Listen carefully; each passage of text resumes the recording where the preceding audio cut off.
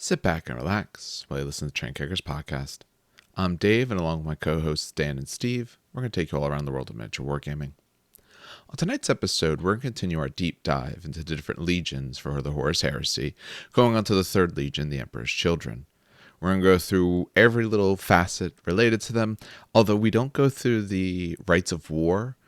We didn't for the Dark Angels because we ran out of time just after almost 3 hours of recording. We didn't do it here for Emperor's Children for really kind of two reasons. The first reason is, one, I actually had to go run and do something for my wife right near the end when we were going to go back and do that. But also, two, we kind of figured it might be worthwhile to do a separate discussion on the rites of war in general, and then talk about the ones for the various legions. So we're probably going to go with that also to help just kind of keep the length of these episodes a little bit shorter, or maybe closer to the 2-hour mark. As always, thank you for listens, and I'll say this at the beginning rather than at the end. If you do like the content that we are putting out, whether it's through whatever podcatcher you use or whatever, or on terms of our YouTube channel, like, subscribes, reviews, anything like that really helps us. And now, on to the show. All right, and we are back for the now will be second week in a row to talk about the Emperor's Children. So again, we're going through the different legions, talking everything we want about them, and we're going to do this in order, at least for the time being. If at any point we change our minds, we'll let people know. So, on to the third legion, because the second legion doesn't exist. So, Emperor's Children. Does anyone in particular want to share a little of the fluff or just basic idea of who these fancy boys are? Steve, you want to take this one? I did Dark Angels. Oh man, these guys are the worst. If you're not All right, sure, I so- just read it myself. No, it's okay. So Okay. the Emperor's Children are the third legion, and they have this whole obsession with being perfect and the best man for man. Like that's kind of like their philosophy. And this is because when they were first crafted as a legion, they had issues with their gene stock. If I remember correctly, it was unstable. Tampered with Correct me is if the I'm way the wrong. book actually mentions. It was like, it was great in the beginning, no problem, but then through tampering and disease, it was a decreasing resource. They could not get enough. Essentially, they did not have enough to replenish their Gotcha. numbers. Yeah, so because there were so few of them, they had to be better as individuals in order for the Legion to be an effective fighting force. To kind of adopt this philosophy of perfection and form in all things, which is why they're all, fancy and beautiful, because their combat perfection led them to seek, physical perfection and all that stuff. I remember correctly, they were all like nobleborns on Terra, right? The original ones, yes. All the originals were noble-born. Yeah. Yep.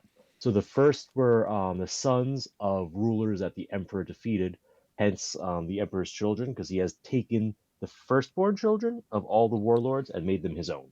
So in the main book, because I read this before, because it's been so long, like I read the book Fulgrim whenever that came out, and I don't want to look up when, because that would depress me of how long it's been. But looking through that, the emperor, they were the ones, essentially closest with him for a bit, working with him, and they actually saved his, a large amount of them died saving his life.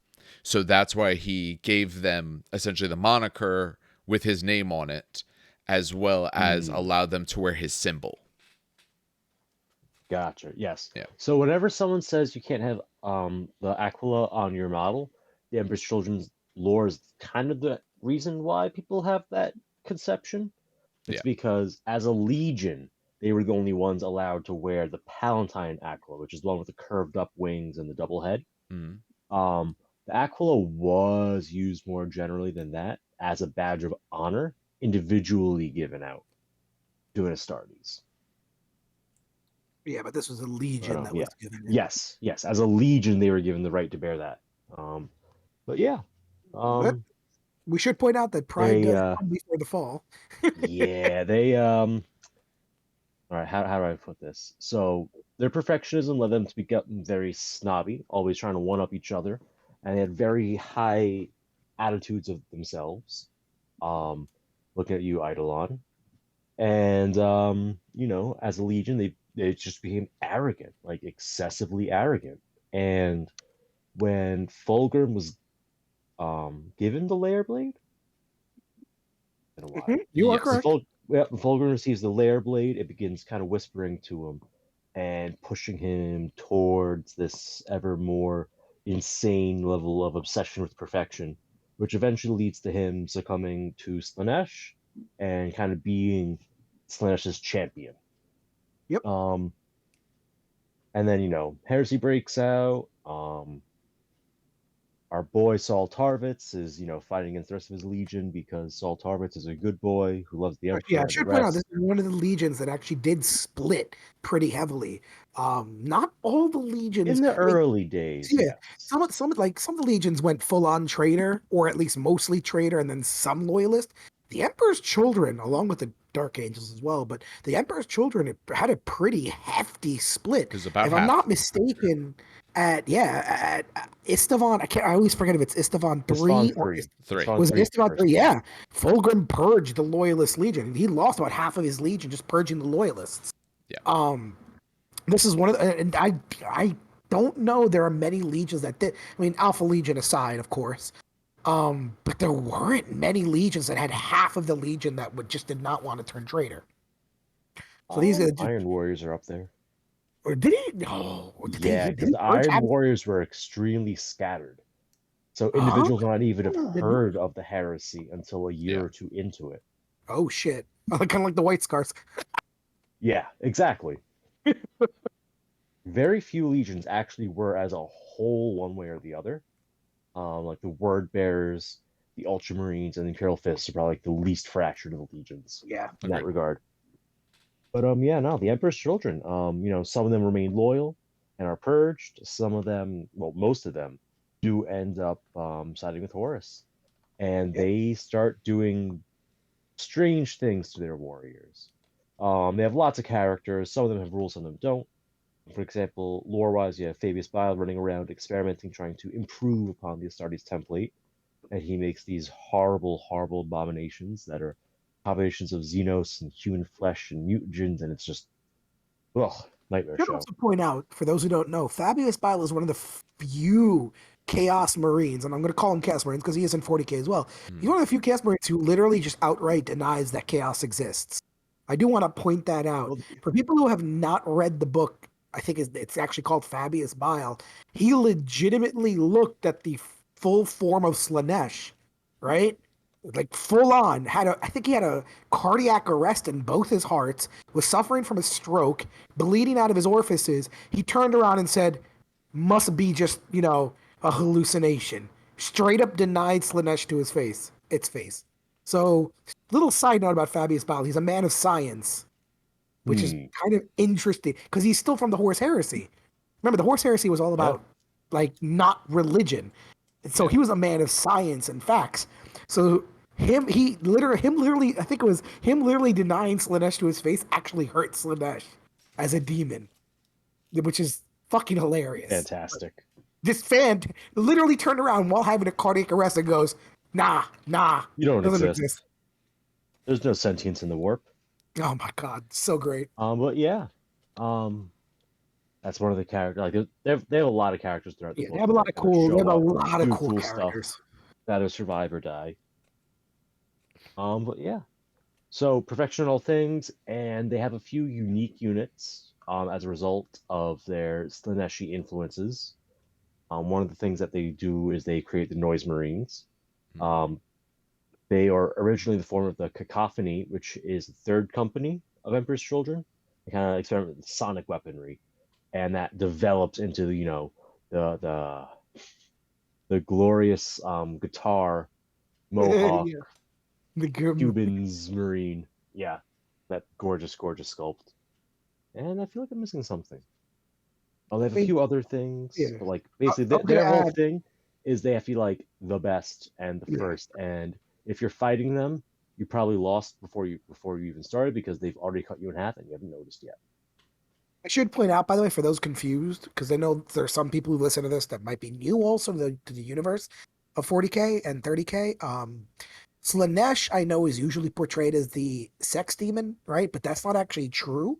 Slanesh is more of the excess demon, just everything in excess, which is, I want to make sure that people understood that. Because some people are like, oh, well, noise marines aren't sexy, or they don't do it's the excess of noise or the excess of excitement is the reason they're twisted. It's the old demonettes is they're probably the reason why. Yeah. But even so the problem is because GW doesn't want to model it this way. It's the whole entire like what they look like in the books versus what they look like on the table. There's this one book. I mean, it's so old now that it probably got retconned or it's just within history. There's one book, Inquisitor Draco, where they actually visit a chaos world, right? And it's a slash chaos world. And there's nothing sexy in there. But what they did was they actually flayed their skin and attached hooks to their nerves so that the wind would burn sensation into their nerve endings. That nothing sexy about that. Yeah, but that sounds about right. Yeah, but it's the excess of that essentially is what it is. So that's I just wanted They're to the point body that out. horror faction. Yes, it's more. Yeah, yeah. Anyway, Was it? so let's talk about the Legion. Who? No. I mean, Who? Stop. Who did the old demonettes? Were they what? Were that Raw Partha? On DS. Juan Diaz. That's it. Juan Diaz. Yes, I was looking it up right then. I couldn't remember which one it was. Oh, I should point out, if you really want to good look at like what Slanesh is supposed to be, look at the newest models. There's one of them that's playing a harp. Yes, you're good. You knew where I was going with it. There's one playing a harp out of, I think, the spine of someone, or she's using the flesh and it's nerves, the nerves of someone. from along the spine. Exactly. That's Slanesh. You know, it's nothing sexy about it. It's the idea of using that excess of of sensation. So yeah, that's why to point that out before people go, but where's the boobs? Well, I mean, but let's face it, that's also a thing. 100%. That has always been a thing that has been associated with it as well. You know, it's. But, all right. You wanted to do the Legion rules, so yes, because I do love them. I should point out, like Dave pointed out in the last podcast, that I'm not going to go over like the three things underneath the rule. There's basically it's always the same. It's here's the weapons, here are the special Centurion upgrades, and here's the Warlord Traits. We're going to go over them, but just that's in the box as well. I'm just not going to mention it. By not going over it, you just went over it. Yeah, I know, but I want to make sure that I want to keep bringing it up. So the Legion Astartes rule is flawless execution, and it's one of my favorite rules, actually, if it happens. So, on a turn in which they make a successful charge, even if that charge is considered a disordered charge, so that's a good thing, models with the Legion Astartes Emperor's Children special rule make their attacks in an assault at one initiative step higher than normal, after any initiative modifiers from any other rule, special rules have been taken into account. Models with the Legion Astartes Emperor's Children special rule and the vehicle unit type gain a bonus of +1 to hit all hit rolls made for defensive weapons made when shooting an attack as part of a reaction. So I'll take the first part first. Let's break this down. First of all, yes, this does mean your Power Fist does hit at initiative 2. Mm-hmm. Let me explain. This was a big point of contention when the rule came out. People were arguing this, but the way it's worded, Power Fists and Thunderhammers or anything that's unwieldy is at initiative 2. So the first step is you attack at one initiative step higher than normal. Does not say +1 initiative.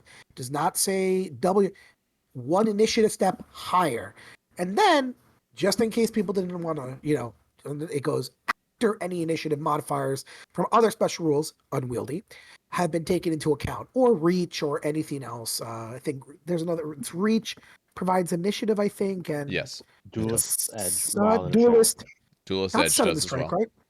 What about Sun of the Strike? I feel like Sun of the Strike is another one. Yep.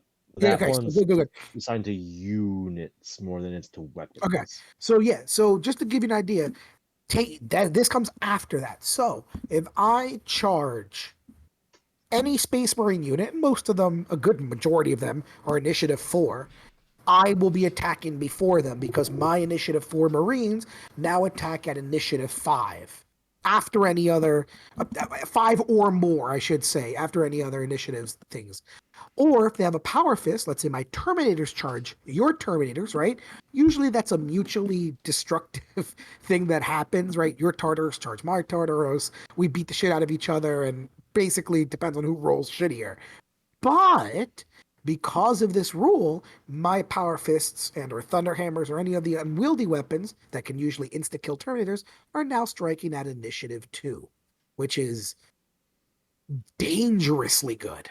+1 a hit with defensive weapons as part of reaction is also pretty good as well. I mean, it's not bad, but honestly, the initiative one. So, what do you guys think Well, about that? I mean, the initiative one obviously is the bigger of the two, but you have to give Yeah. some every one of these rules does something for vehicles, and vehicles don't care about initiative. That's not a thing, so they had to give them something.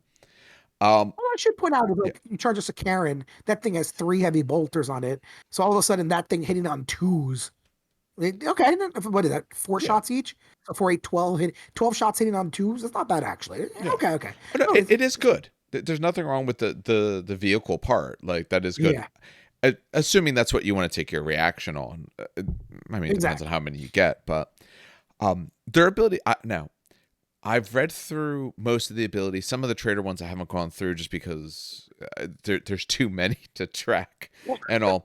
This is a good one. I do think it is very good. I think it's especially useful.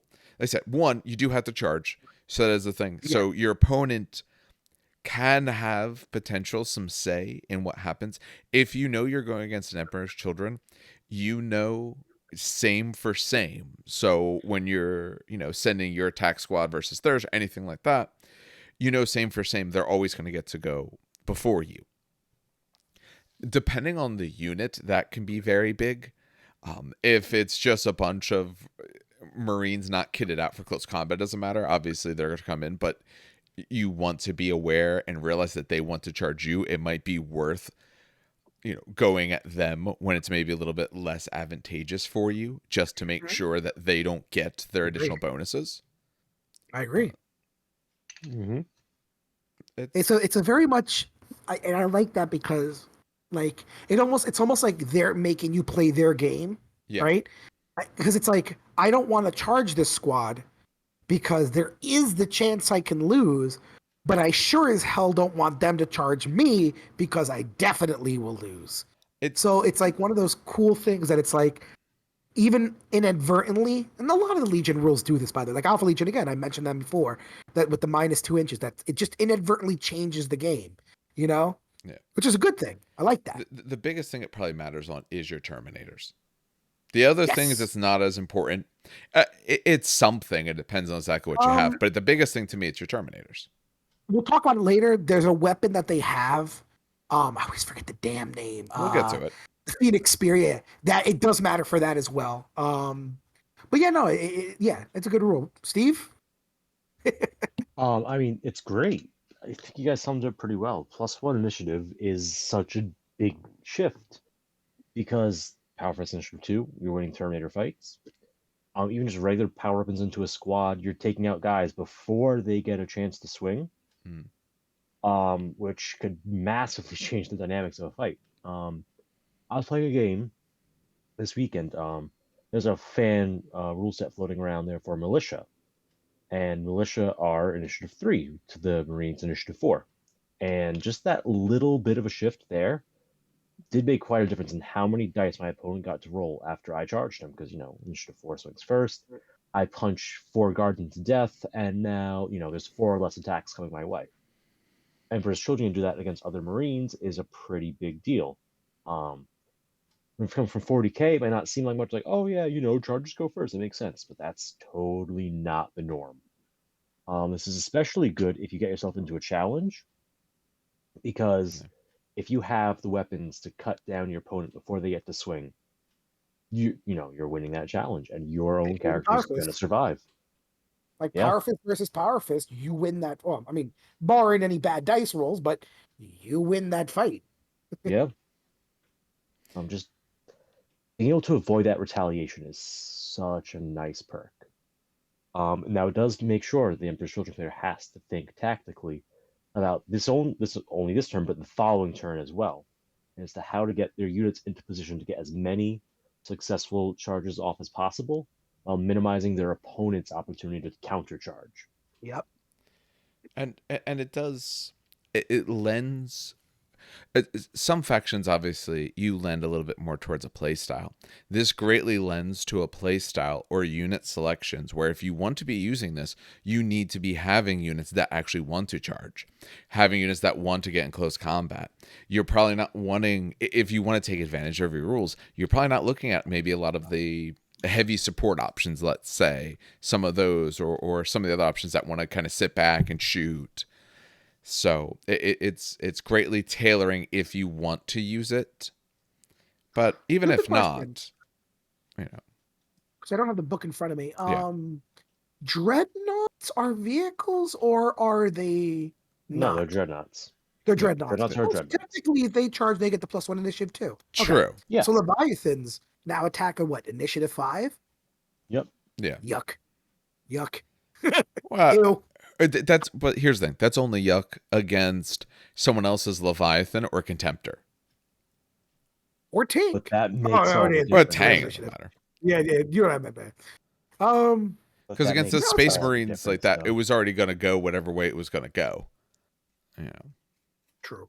Useful still, but it's bigger, I think, in challenges and like Terminators, because that's the spot Terminators. where you care about when a weapon goes. But All right. all right, Who's going to do the advance reaction? I can do it. That's fine. I can see it here. So Perfect counter. this is their advanced reaction, the perfect counter. This advanced reaction can be used once per battle, as all of them. It's used in the opponent's assault phase when an enemy unit declares a charge targeting a friendly unit under the reactive player's control, composed entirely models from this legion. That's true in all of them. You have to be entirely the thing. So if you take that, if you take the best form of allies and you mix the unit, you don't get to use your advanced. When a charge distance roll is made for the enemy unit making this charge, the active player also makes a charge distance roll. If the reacting unit's charge distance roll is equal to or greater than the enemy unit's, then the reactive player may choose to make a charge with the reacting unit immediately, canceling the enemy unit's charge if it's successful and getting all the usual benefits of a successful charge. Or if the reaction player's charge distance is lower than the enemy unit, the reactive player may choose to have the unit make a shooting attack targeting the enemy unit, and which must be fully resolved before the enemy unit resolves its own charge. The unit makes a shooting attack as part of this counter, may not make any attacks indirectly. It's essentially after that, it's the standard reactionary, you're getting charged, shoot rules.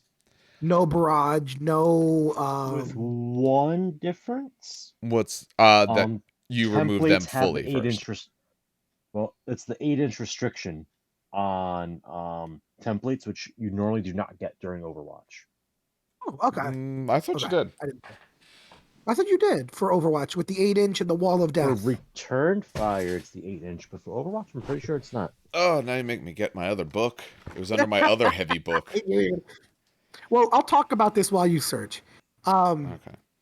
I like this rule, and I'm just wondering, does this mean, because I heard something that Dave said, does this mean, let's say Steve's Iron Warriors are charging me, I roll higher, does that mean I could cancel his charge? Yes, And fucking you charge another instead. unit that's next to it? No, you're No. charging that unit. You charge at the charging unit. Yes. Oh, you charge at the charge. Okay, so let me read this again, because equal to or No, greater than... Overwatch does not have the range restriction. No, it does not. Yeah, I have it right here. Interesting. Okay. No, guys. So, okay, maybe I'm stupid. Probably. If the result of the reacting unit's charge distance roll is equal to or greater than that of the enemy unit's charge, if it is successful in game... Oh, no, sorry, I just skipped the line. God damn it. I'm sorry, I'm reading like on a very small screen. I may choose to make a charge with the reacting unit immediately. So, it doesn't say you charge the charging unit. You just choose to make a charge. Right? It's not even like I'm reading this like to try to game the system, but if the result of the reacting unit's charge distance roll is equal to or greater than that of the enemy units, then the reactive player may choose to make a charge with the reacting unit immediately. It doesn't say you have to charge the unit that's charging you. It's literally you go, hold up, I'm charging this unit over there. Right? Well, that's what we're reading. That's what we're Okay. checking here. So, I mean, it's game. so I'll put it if- this way. I think that's game me a shit if you do it that way, but but it kind of makes sense. I don't think that's the intention at all. I really Okay. don't. I don't know, because I'm reading that and I'm like, wait a minute. Is this how they meant it to be played? So, okay. No, to me, it's you surprised your Okay, so opponent that was Dan, ready for you. Yeah. so Dan, here's what I'm gonna do. I'm gonna say that if you do charge as a result of this reaction, if you're gonna read it that way, I'm gonna read it as I think a new charge roll, because it doesn't say you make a charge with that charge roll. It says you may then make a charge. Yeah, that's what, but yeah, just Ooh. you make. Yeah, it's maybe it's because it's the way Normally the it's worded. sequence is you pick a unit, you declare the charge, then you roll the charge, then you do the charge. That's what I'm thinking. I actually think it's because I know that they have a fluff thing where they attach. I don't even think it's a war gear anymore. I know it was a war gear in 1.0. Sonic Screechers. Yeah, okay, good. Oh, they do still have it. So we'll talk about that Yep. later. But essentially, whenever someone's charging them, they let off sonic screechers, which stuns the enemy, and then they either charge that unit or they, in the fluff, they charge other units around them while they're stunned. Which is how I read that originally. So, okay. Let's go with the you can't do that, right? Still love it, because you get to basically charge that enemy and you get the bonus. So that's really powerful. Instead of them charging you, you charge them, and now you're at +1 initiative. Well, that's maybe. super powerful. Maybe. Maybe. Sorry, maybe. Yeah, That's you if have to it's six. outroll them. And if you Or don't, you at equal, least or still get equal. to shoot them. It's equal or greater. So yes, you get to charge them, you get the bonuses, or at least you get to shoot them. So still good. If I'm reading it though the right way, where you can just charge someone else, that's even more powerful, I think. Well, no, it absolutely is more powerful. That's the thing, Yeah, because it cancels the other one's charge. Yeah. Yes. Well, but here's the thing: Yeah. a canceled charge. So does that mean then you? So if we read it that way, which the way it is worded is that way, I don't feel that's the intention. To me, that seems crazy. But if that is the intention, all right. Well, let's say it's my unit going against your Emperor's Children. Okay, you rolled better. You decided to go charge my other unit. You canceled my charge. Okay, so can I declare a charge then?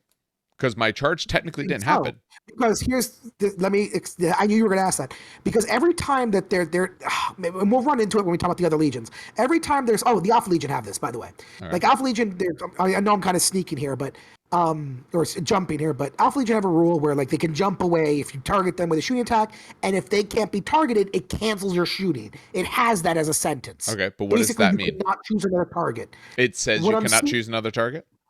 It says it very specifically. This one doesn't say you can't choose. They can't choose another target. So I'm going to say yes. That's why I don't think that's the intention, because that opens up such a mishmash of things, and a lot more that this would have to say in my mind to be very clear. Remember when I said this was going to be an easy Legion to talk about? Remember when I joked? So everyone listening, he didn't joke. He said that. I did actually fucking say. Yeah, you absolutely said that, because you didn't read this before. We could tell by the way you talked about it. It's when you read it to me, when you read it out loud, I'm like, wait a minute. It doesn't actually say you roll the charge and then you decide who the fuck you want to charge. I'm curious. This is interesting, because I haven't looked. Is there a consensus on this in any way? I'm about to post this on the Facebook page too, because this is such a weird. Because, like I said, I just pulled up the Alpha Legion rule, by the way, next to me. I know I'm skipping. Sorry, guys. It's the only Legion you know, the Alpha Legion. Exactly, but it literally says, the active player may resolve their shooting attack as normal if the shooting attack is no longer valid once its redeployment is complete, due to the enemy unit having no line of sight or range. Then the active player may not select a different target, and no attacks are made or dice rolled for that unit. So it literally just cancels it. Like it says, no, you cannot select another unit. But here it just says it cancels as a charge. Because so to me, I assume that for this one, it's because you yourself charge the unit that declares the charge. That's the only way that makes sense. Counter. Listen, I'm just saying this is like if you swing at me, I can't counter you by punching. Exactly. Listen. I heard it and I was like, wait a minute, hold up a second. I do think it's dumb. I do think it's poorly written, but it's definitely not like all they have to do is add. Charge you. All I had to do was just charge the unit that you were getting charged by. Yep. But it was just really weirdly worded. I'm like, wait a minute, who are they charging? I'm so confused. I mean, maybe someday they will FAQ things. Who knows? I cannot imagine they intended that, both off of the name of it, off of the way they've stipulated other rules related to this, off of the desire to be gamey in this. A lot of their other Yes. rules and everything they've done, they try not to have gamey things. To me, that's absolutely a very gamey thing. So no, I can't imagine that's the intention. I'll say, the point is, either way, still love this advanced reaction. I think it's better than the Dark Age one.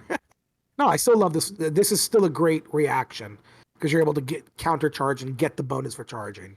So yeah, still or excellent. shoot if it doesn't work out. Or shoot, yeah, or shoot. Because some of the other ones have a downside of like if it doesn't happen, you're just kind of out. We'll get to when we get to some of the other legions. Yeah, you kind of just don't get anything. Here, you at least get something if your desired outcome, which is obviously the you charge them instead. That desired outcome doesn't occur. But by the time this gets posted, we'll see what, if any, consensus from the people around is. But like I said, I have a feeling the consensus is going to be, no. I can't imagine it's the other way, but we'll see. What's the biggest one? I guess Crusade and Heresy is the biggest Facebook group. I have no idea. You could always post it on the Discord server. Could let that hang in the air there. We'll post it around. We'll figure it out. Oh, you spicy boy. Look at you. All right. Steve, do you want to take the first Warlord trait here? Sure. All right. This one is called the Broken Mirror, and it is exclusive to the Traitors. Emperor's children stood exemplars of honor and virtue, and the fall of their Primarch brought a terrible change among the most loyal of his sons. Where once they had striven for greatness and challenged their followers to excel, now they wallowed in their own ego and inflicted horrific punishments on those who failed to meet their impossible standards. Only traders can take this Warlord trait. When a friendly unit with more than one model, strange choice there, within 12 inches of a Warlord of this trait, including the Warlord and a unit he has joined, fails a morale check. That's why. Yeah. Instead of falling back, must instead suffer one wound that cannot be negated by any armor saves or damage mitigation rolls. Allocated by the unit's controlling player. Once it's been resolved, the unit is considered past the morale check and play continues as normal. In addition, you get an extra reaction in the shooting phase. So essentially, it becomes a commissar. Yeah, it's the old commissar role. Like it. And with the lower leadership. I don't follow Emperor's Children very closely. The only things I know about them I read from Angel Exterminatus, which is why I loathe these backstabbing fucks. But here's a Warhound embedded in your face. Is this a normal thing for them? Like, does this happen? I will speak on this one because you don't run away. It's an Emperor. That's like shameful display kind of bullshit. They will shoot you if you run away. Okay. Because you're supposed to basically. I would assume they'd be like, we can't spare the people. No. It's literally your ego is so no room for weakness. Yeah, no, it's not even no room for weakness. That's the ironic part about this too, because I knew you were going to think of that like as an Iron Warrior. It's not even that. It's just we're so good. This other dude running away makes me look like shit, so I'm going to shoot him. It's literally he's running away. This should have been an Iron Warrior's Warlord trait. It really should have. Compared to what we ended up with, you should have had this one. I like this one because it's egotistical. It's really like you're making me look bad. I mean, it's not that hard. It's Emperor's Children. All right, Dan, do you want Martyrs or Paragon? I'll take Martyrs. I'm not going to read the fluff notes so much. That's okay. But it does mention Saul Tarvitz, which is awesome. So this is a loyalist only. I should point out. Like I said, like Dave said, it was half. Was it really half the Legion, Dave? I can't remember this. So I read the main rule book right before we started. And in the main rule book, in the 3 pages they give to the Legion, they say at that time, essentially, or after Istvan 3, it was about half strength. They had 100. I want to say they said they had 110,000 before, and after it, they were under half. Jesus Christ! So it's not half turning traitor, but like a quarter turning traitor, and then like 2 quarters canceling out, leaving with 2 quarters left. Yeah, it might not have been a full half went, but still, that's shit. All All right, so this is a loyalist only. A warlord with this trait and all models in a unit the warlord has joined that have the Legion of Stardust Empress Children special rule gain a bonus of +1 to all hit. Oh God! +1 to all to hit rolls made while locked in combat with an enemy unit that has any version of the Legion of Stardust X special rule and a traitor allegiance. In addition, any army whose warlord trait has this trait may make an additional reaction during the assault phase, as long as you're not a casualty. Okay. I know Dave tells me not to sit on the fence, but No, don't I sit on the like fence. this trait. I know. I love this trait. Okay. That's not a where's the fence then? You're talking about there's a a fence. butt here. There's a butt here. I know exactly what the fence is. Yeah. The problem is you need to know the person beforehand, and this is more of a narrative. This is a narrative event trait. You know what I mean? Like a narrative events. If you've never been to a narrative event for 30K, I highly recommend it because they're all pretty cool and there's a lot of laughter to be had. But narrative events are usually split loyalist traitor. So if you're playing a loyalist Emperor's Children, you know that your 3 or 4 games are going to be played against traitors. So you take this trait. You know what I mean? Like you know you're playing against a traitor legion. The problem is, let's say I'm playing against, Like anyone else. Dave, for example, right? Dave, who plays Dark Angels, right? And I'm also loyalist. Doesn't work because you're not a traitor allegiance. You're a loyalist. If I'm bringing the Death Guard, they're traitors. Last edition, this was not an issue. Yeah. Because last edition, there was a sentence that said, whatever your thing is, all rules that say the opposite side gets something, just assume your opponent is at opposite side. Yeah, so was that rule in the main rule book, or was I don't remember seeing that clause in this edition. No, I've read through it a few times. Haven't seen anything like that. Okay, then that sucks. So, I mean, honestly, if you're going to an event, ask the person, obviously, then. Or if you're playing a game, like if I go to Dave and I go, hey, Dave, listen, I really love playing Saul Tarvitz. It's a loyalist legion. I have to take this warlord trait. I think he actually takes this warlord trait. Do you mind if I count you as traitor? And the answer is yes. I mean? Get bent. Yeah, like this is one of those things where it's like, this game for a lot of people, we'll see where it goes in the future because I think people are just really starting to get their games in to some extent now. But this game, wherever it goes in the future, a lot of this is much more of that gentleman's agreement discussion ahead of time. So yeah. If I'm bringing this either because I was forced to or it's what I want to bring, you have the discussion of like, you just take the ability. I don't care what it says, have the ability. Or, hey, we both rolled up to the table. Go ahead, pick your warlord trait now. You know what I'm running. Exactly. Oh, I was going to go with that. I'll call it this thing instead. Or, with Saul Tarvitz. Oh, you have his character. Oh, I want something. Just call him something else for this. Just so that way you're not feeling that you're getting, kind of screwed over by the fluff. Do you remember where that rule was in the original rule book? Out of stupid curiosity, or was that in like the Legion book? I know I'm putting you on the spot. Rule book around the part where you it was like how to write a list and like the Force Org. How to write a list? I want to say it was in the Force Org section. Yeah. Of course, I have my book in the fucking car. Why you do a podcast related to it? How do you not have your stuff together? Well, because I have it up in the computer, but the rule book is something I have in the car. Yeah, always have your rule book on you because we're going to reference rules. True. No, I have the because I also have the cheat sheet up. Oh, sorry. We do have a cheat sheet that I'm not going to share because someone did take it down. There's cheat sheets all over the place now. If you look, I've seen a whole bunch of them. Yeah. Okay, but they're everywhere. But no, I do have a cheat sheet as well. That's why I can reference rules almost on the dime. Yeah. I think did I send it to you? Yes. I did, right? Yeah, we have it. Okay, good. It is a good warlord trait. At the end of the day, it is very good as long as you know you'll get to use it. If you know you get to use it or you've had that discussion and it will be of use, it's great for that unit. They get +1 to hit while locked in combat. That works great with your actual Legion ability of wanting to get locked in combat. All right. We got a Paragon of Excellence. When a friendly unit within 12 inches of the Warlord with this trait, including the Warlord and the unit has joined, that makes sense, pass a morale check, it gains +1 weapon skill until the end of the controlling player's next phase. Excuse me. This benefit can only be applied once per game turn to any single unit. In addition, an army whose warlord has this trait makes additional reactant in the opponent player's movement phase, as long as the warlord's still there. So if you pass a morale check, you get +1 weapon skill until you go again. And you can only get it once per game turn on on each unit.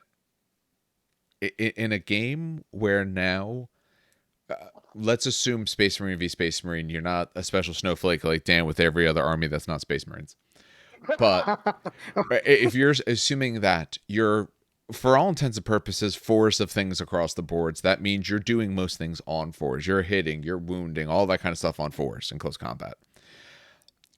The fact that now a change of 1 causes 3 and 5s on that chart, I'll hit you on 3, you'll hit me on 5s, is honestly huge. The timing with it being the morale check can be a little bit, could be iffy. You like, say if you're already in a close combat, let's say the enemy charged you, you're in a close combat with them, you're only taking the morale check if you lost. So you might not be doing that well in some of the spots. Usually you're taking morale checks when things are not going your way. Maybe it's, say, just from like 25% casualty or something like that. You lost a few guys when they were somewhat closer or so. So I do think it is very good. Hold Go on. ahead. Hold on. Yeah. No, because morale checks can also be taken for blind. Oh no, that's not blind. I'm pinning. Yeah. No, there's other reasons that you might be called on them. I'm thinking of some of the more obvious ones. Yeah, if you're going at someone that have a bunch of pinning weapons and you're passing them, you're not getting pinned, then that could be working out really well for you. This is one I'd have to actually play to see if it's as strong as it feels like it could be. Is it in the rule book? I found it. Oh, page talk to me. 277. Okay. Which is not one of the numbered pages. Of course. Wait, it's like, yes. It's one of the pages that's like full art with a bunch of Imperial. Oh, okay. So there's like the army gallery, right? There's a bunch of army galleries, and it kind of goes back and forth between, like, look at Mark Bedford salamanders and stuff like that, right? It's the modes of play, and then it is open play, match play. Those are numbered pages 274, 275. Mm-hmm. Go 277, top left, paragraph, first sentence. If 2 players have the same allegiance, one army is still considered to be fighting the opposing allegiance for that game. Yes. So they are considered to be fighting. 4. Oh, maybe it doesn't work then. I'm gonna flip to 277. Luckily, this book was close. Dan, why don't you flip as well? Let's see. We'll all read this. Oh shit! Oh yeah, let me flip my non-existent cheat sheet. Wait, 277 is. Oh, okay. Preparing for battle. Yeah. In the situation where 2 players have both selected the same allegiance, one army is considered to be fighting for the opposing allegiance for that game. Instead of friendly fire, blah blah blah. Yeah, that's more of just like opposing forces for that game. I don't think it's exactly the rule, but I think it gives the spirit of, exactly. you can then just say you're the I think you're the other one. You think I'm the other one, so I get my cool ability. I agree. No, I agree. That's how it should be. And yes. I wish they just had a sentence that explicitly said, you count as fighting the opposing allegiance in all games. But yeah. Exactly. No, I agree. Right now, it's the best we're going to get. Yeah, just use it. Back to Paragon of Excellence just for a second. Like I said, I think it's good. I'm not sure how good, because to me, this is one you'd have to play around with and see how many tests are you taking, where then it matters. But I agree.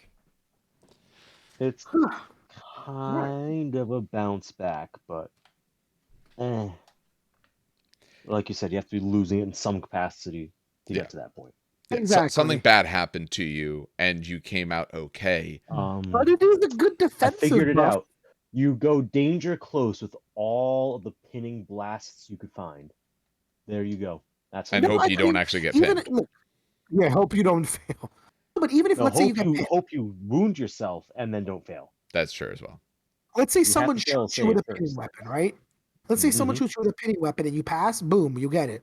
Or maybe they don't, because there is a lot of pinning in some weapons, right? Pinning is, it's not a uncommon, or I mean, it's uncommon, It's not common. uncommon. The problem is Uncommon is what I meant to say. it's dependent Yeah, upon your opponent's list construction. true. Yes. And while we But will be seeing a lot of it, that doesn't mean if you that lose a it's gonna combat, happen.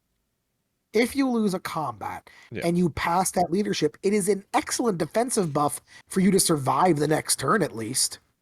Yeah. Yes. Like that bump to weapon skill is definitely something that's good. Like, let's say you Yeah, 'cause lose, the like survivors are the best. yeah, exactly. It's even so, it bumps you, and let's say like they charged you, right? And you lost and you passed on a leadership 7, let's say. Now, when you countercharge, that unit that charged is going to be hitting quicker than the other unit, and that other unit's going to be hitting at weapon skill 5. So, I mean, it has its uses. I think it has its uses. Well, no, it obviously has its uses. It Yeah. overall, there's no problem with it, but it might not be as good as it looks on paper. It looks really great on paper, but it's probably not in as strong as practice, you think it is. exactly. But Also, Alright. you have to consider the attached additional reaction. And this one It's is in the movement. movement Movement phase, phase. which it depends on your list, but generally, I'm not going to say movement is the strongest of the reaction phases, especially when your advanced reaction is in the assault phase. Well, no, I'd say movement is extremely powerful for Emperor's Children because it makes you control when you charge. I would say they want the movement phase reactions. I think you'd better off with the assault phase reaction for using the advanced reaction. Like this. Well, I don't know. Yeah. But still, I still like it. Like I said, still like it. Yeah. All right. Do we want to go for rites of war? Do we want to discuss them now? Or do we want to go through other things and come back to the rites of war? Actually, no, let's talk about, because they mention actually, let's leave Rites of War always for the end because it mentions sometimes units Okay. that That's fine. we need to talk about. All right, I mean, so- I agree with you. No, that's fine. Although, So if we're waiting, then you're waiting. We just start talking about yeah. it. All right. Armory. All right. Yep. Armory. You want to talk about some surgical augments, guys? Yeah. I'm waiting for the spear. I love the spears. All right. I'll take on the Shriekers. Yeah. All right. So surgical augments. Yep. Surgical augments. Basically, these are some of the earlier experiments in enhancing a Marine. These are a little bit more mechanical than biological. But yeah.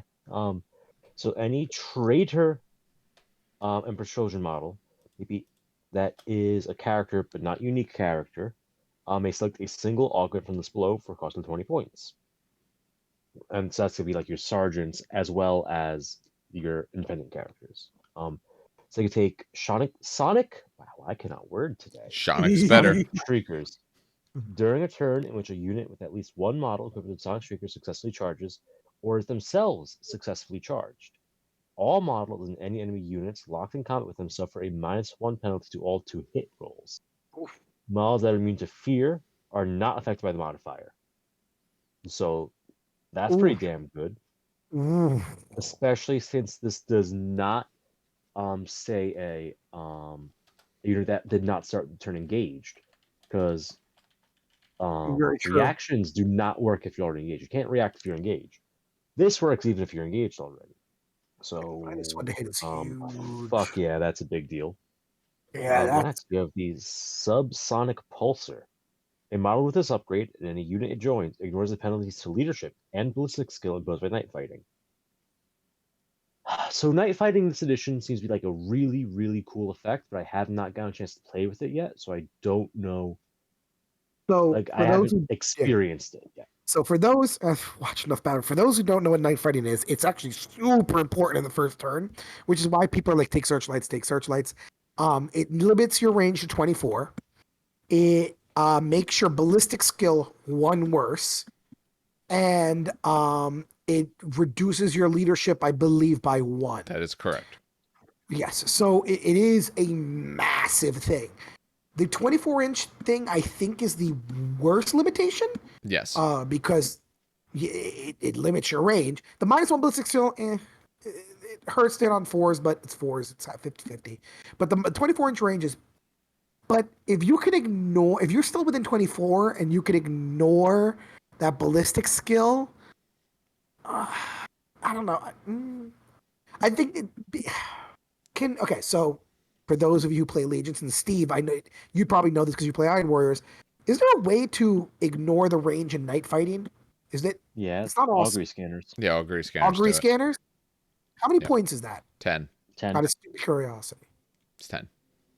10. So for 30 points, you get this on a sergeant of a heavy support squad who now hits on 3s essentially, or 2s if they have some weird bonus. But they hit on 3s and they don't get the 24-inch range. But it's only one turn for 30 points.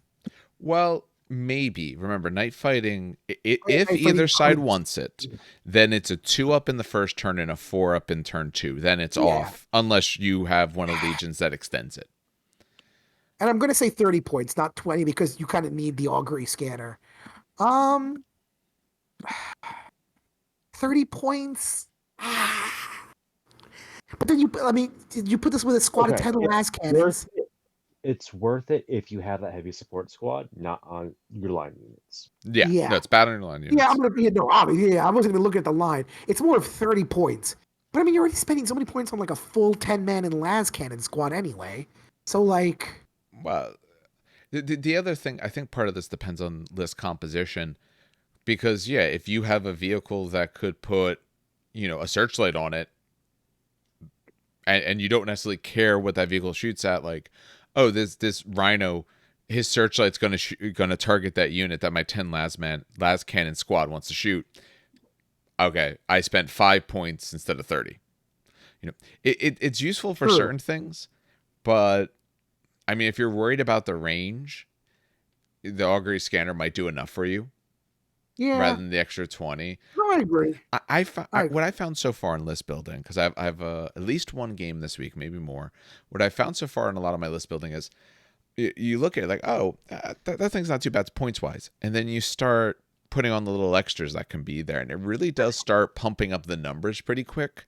I could see a spot where you look and say, 20's not bad. 20's not bad probably for like that one unit. Like I said, maybe your heavy support, your Devastator unit. But the other ones, you're not going to be able to throw this on that many because it will absolutely add up very, very fast. Yeah. No, I agree. It's okay. The Sonic Shriekers, I thematic. Like. I like it. It's a good upgrade. Is it better than Sonic Shriekers? Probably. I'd rather spend the 20 points than Sonic Shriekers, I'll be honest. On more of your units, Sonic Shriekers is a better choice. But we have one more on this list. Yep. The Sonic Lance. A model equipped this upgrade gets the Sonic Lance weapon. Straightforward. It is a range template, so a nice flamer template. Strength 2, so low strength. Assault 1, breaching 6 up, and pinning. Oh. Now here's my problem with this weapon. Its maximum reach is toughness 5, and there's enough toughness 6 in the game that makes me concerned. Wait, but it can hit toughness 5. Enough toughness 6? Who are you fighting? Mechanicum? Maybe. Or dreadnoughts, or someone's like taking the big land speeder.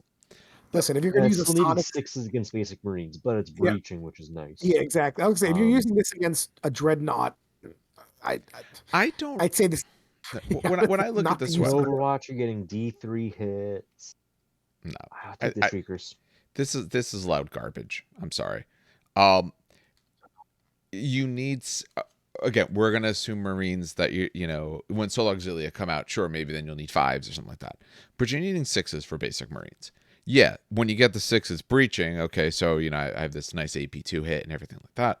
But I'm still looking at 6s, so I'm hunting and hoping that when I lay this template down across like 4 of your guys, that I get a 6, or maybe you're gonna remember the day that you got like the 2 6s on your 4 dice or 3 6s on it, and all the rest of the time when the weapon did nothing.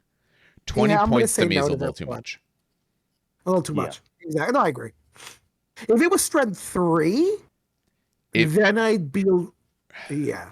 I wouldn't mind. And okay, a poison rule, it doesn't necessarily, in my mind, have to be that it is noxious to you. So a sonic, okay, this thing is hitting you, with essentially painful sound. Okay, Exactly. I could see having like a poison 4-up rule, because your sensor array in your helmet may not be set ready for that moment to turn off the blaring sound that now has occurred. And it's going to make your ears bleed and pop your eardrums and every other horrible thing like that.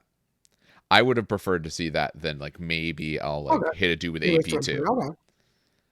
Like I said, yeah, definitely if I were going to put like top to bottom, it's literally top to bottom. It's Sonic Shriekers are definitely really cool.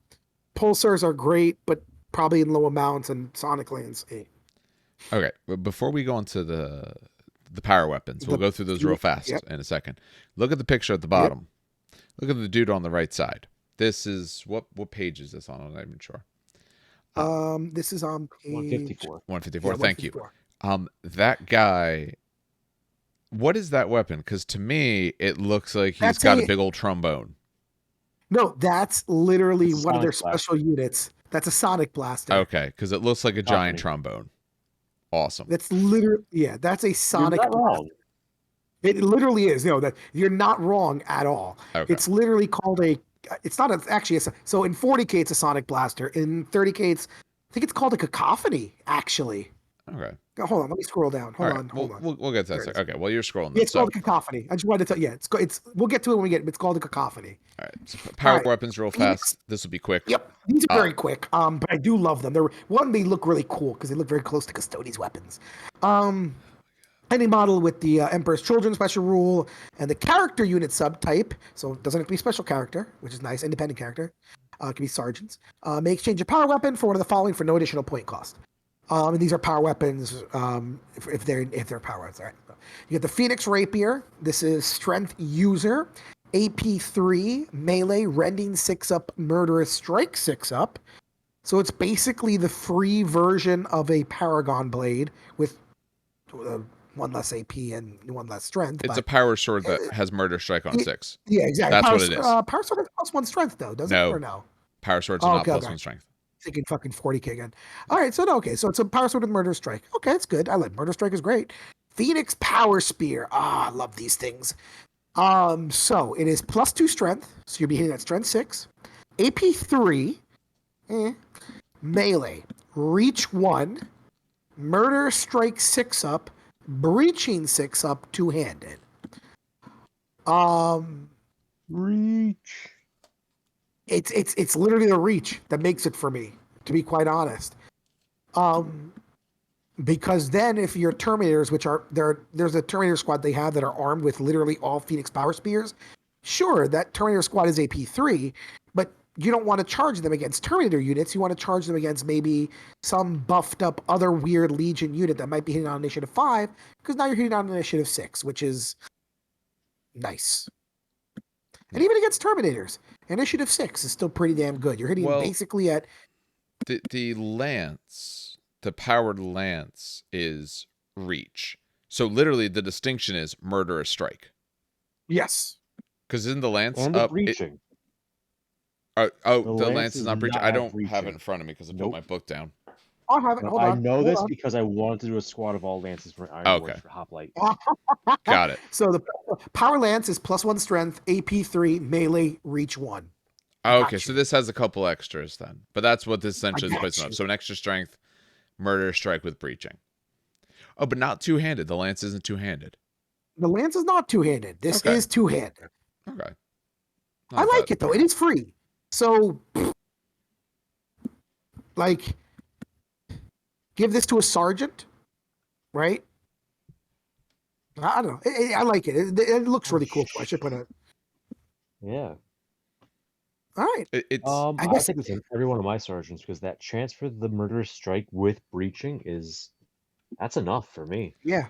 It's actually, it's nice on your Space Marine style sergeants, your non-Terminators, because reach means I'll go before the other guy that I might be in a challenge with.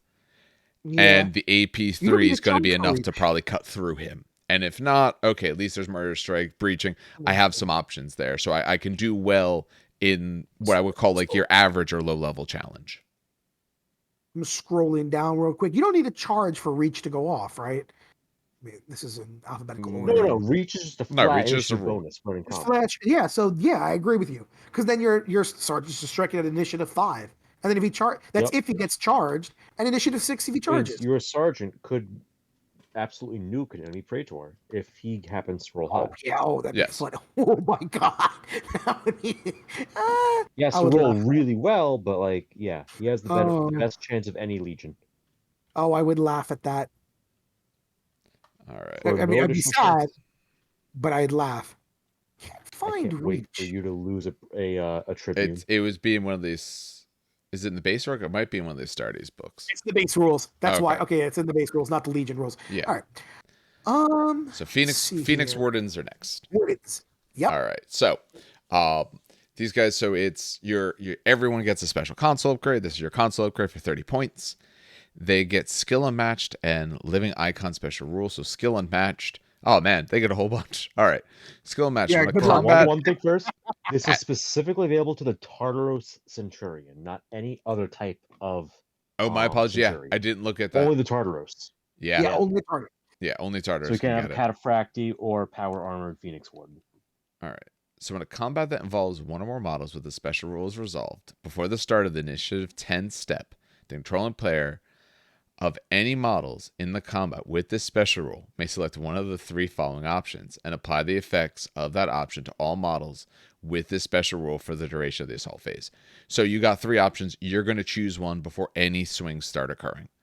When you Initiative continue, 10, by the way, is Hammer of Wrath. I should point out. That's why they made it before Hammer of Wrath. yeah. When a unit contains more than one model with special rule, then all models in the unit must select the same option. So if it's on one side, all of your guys on that same side have the same thing. All right, so the perfect guard. If a model or models with the skill and match special rule selects this option, they must increase their weapon skill by +1 for the purpose of determining the score required for the enemy to hit rolls only, but must reduce their tax characteristics by -1. So the enemy is going to count you as if you're 1 higher weapon skill. So oftentimes, therefore, hitting on a 5, but you get less attacks. Perfect strike. Pretty cool. Yeah. No, that one so far is good. If your goal is to live and not necessarily kill, or what they have is very, very scary, so I need to make sure they hit me worse, I'm not so worried about what I have, or my weapon's going to be good enough anyway. That's pretty nice. The perfect strike. If the model or models with this skill and match special rule selects this option, they must increase their weapon skill by +1 for the purpose of determining the score required for that models to hit rolls when targeting the enemy, but reduce their attacks by -1. So guard is harder to get hit. Perfect strike, it acts like I'm easier to hit you because my weapon skill is higher. Either way, you're losing an attack. And the perfect fury. If you have this rule, if they select this option, they must increase their attacks by +1, but must reduce their weapon skill by -1. And I did check the weapon skill. They're weapon skill 5, so they become weapon skill 4. Is that one of their? Oh yeah, the base guy's weapon skill 5. Yeah. Yeah, weapon skill 5. Yeah, that's why I wanted to check that before. Yeah, before we talk about it. I did also check. It is may select one of the 3, so you don't even have to select these if you don't want to. Yes. You could just be normal. What's nice is you're already in the combat before you select it, which means you can figure out exactly what you need. Since you are weapon skill 5, or and assuming you don't have any other improvements, if you're say weapon skill 5, I can go down maybe in weapon skill because they just have a bunch of models I got to try and cut through, or I'm really worried about what they'll do to me if I increase my because what's their base.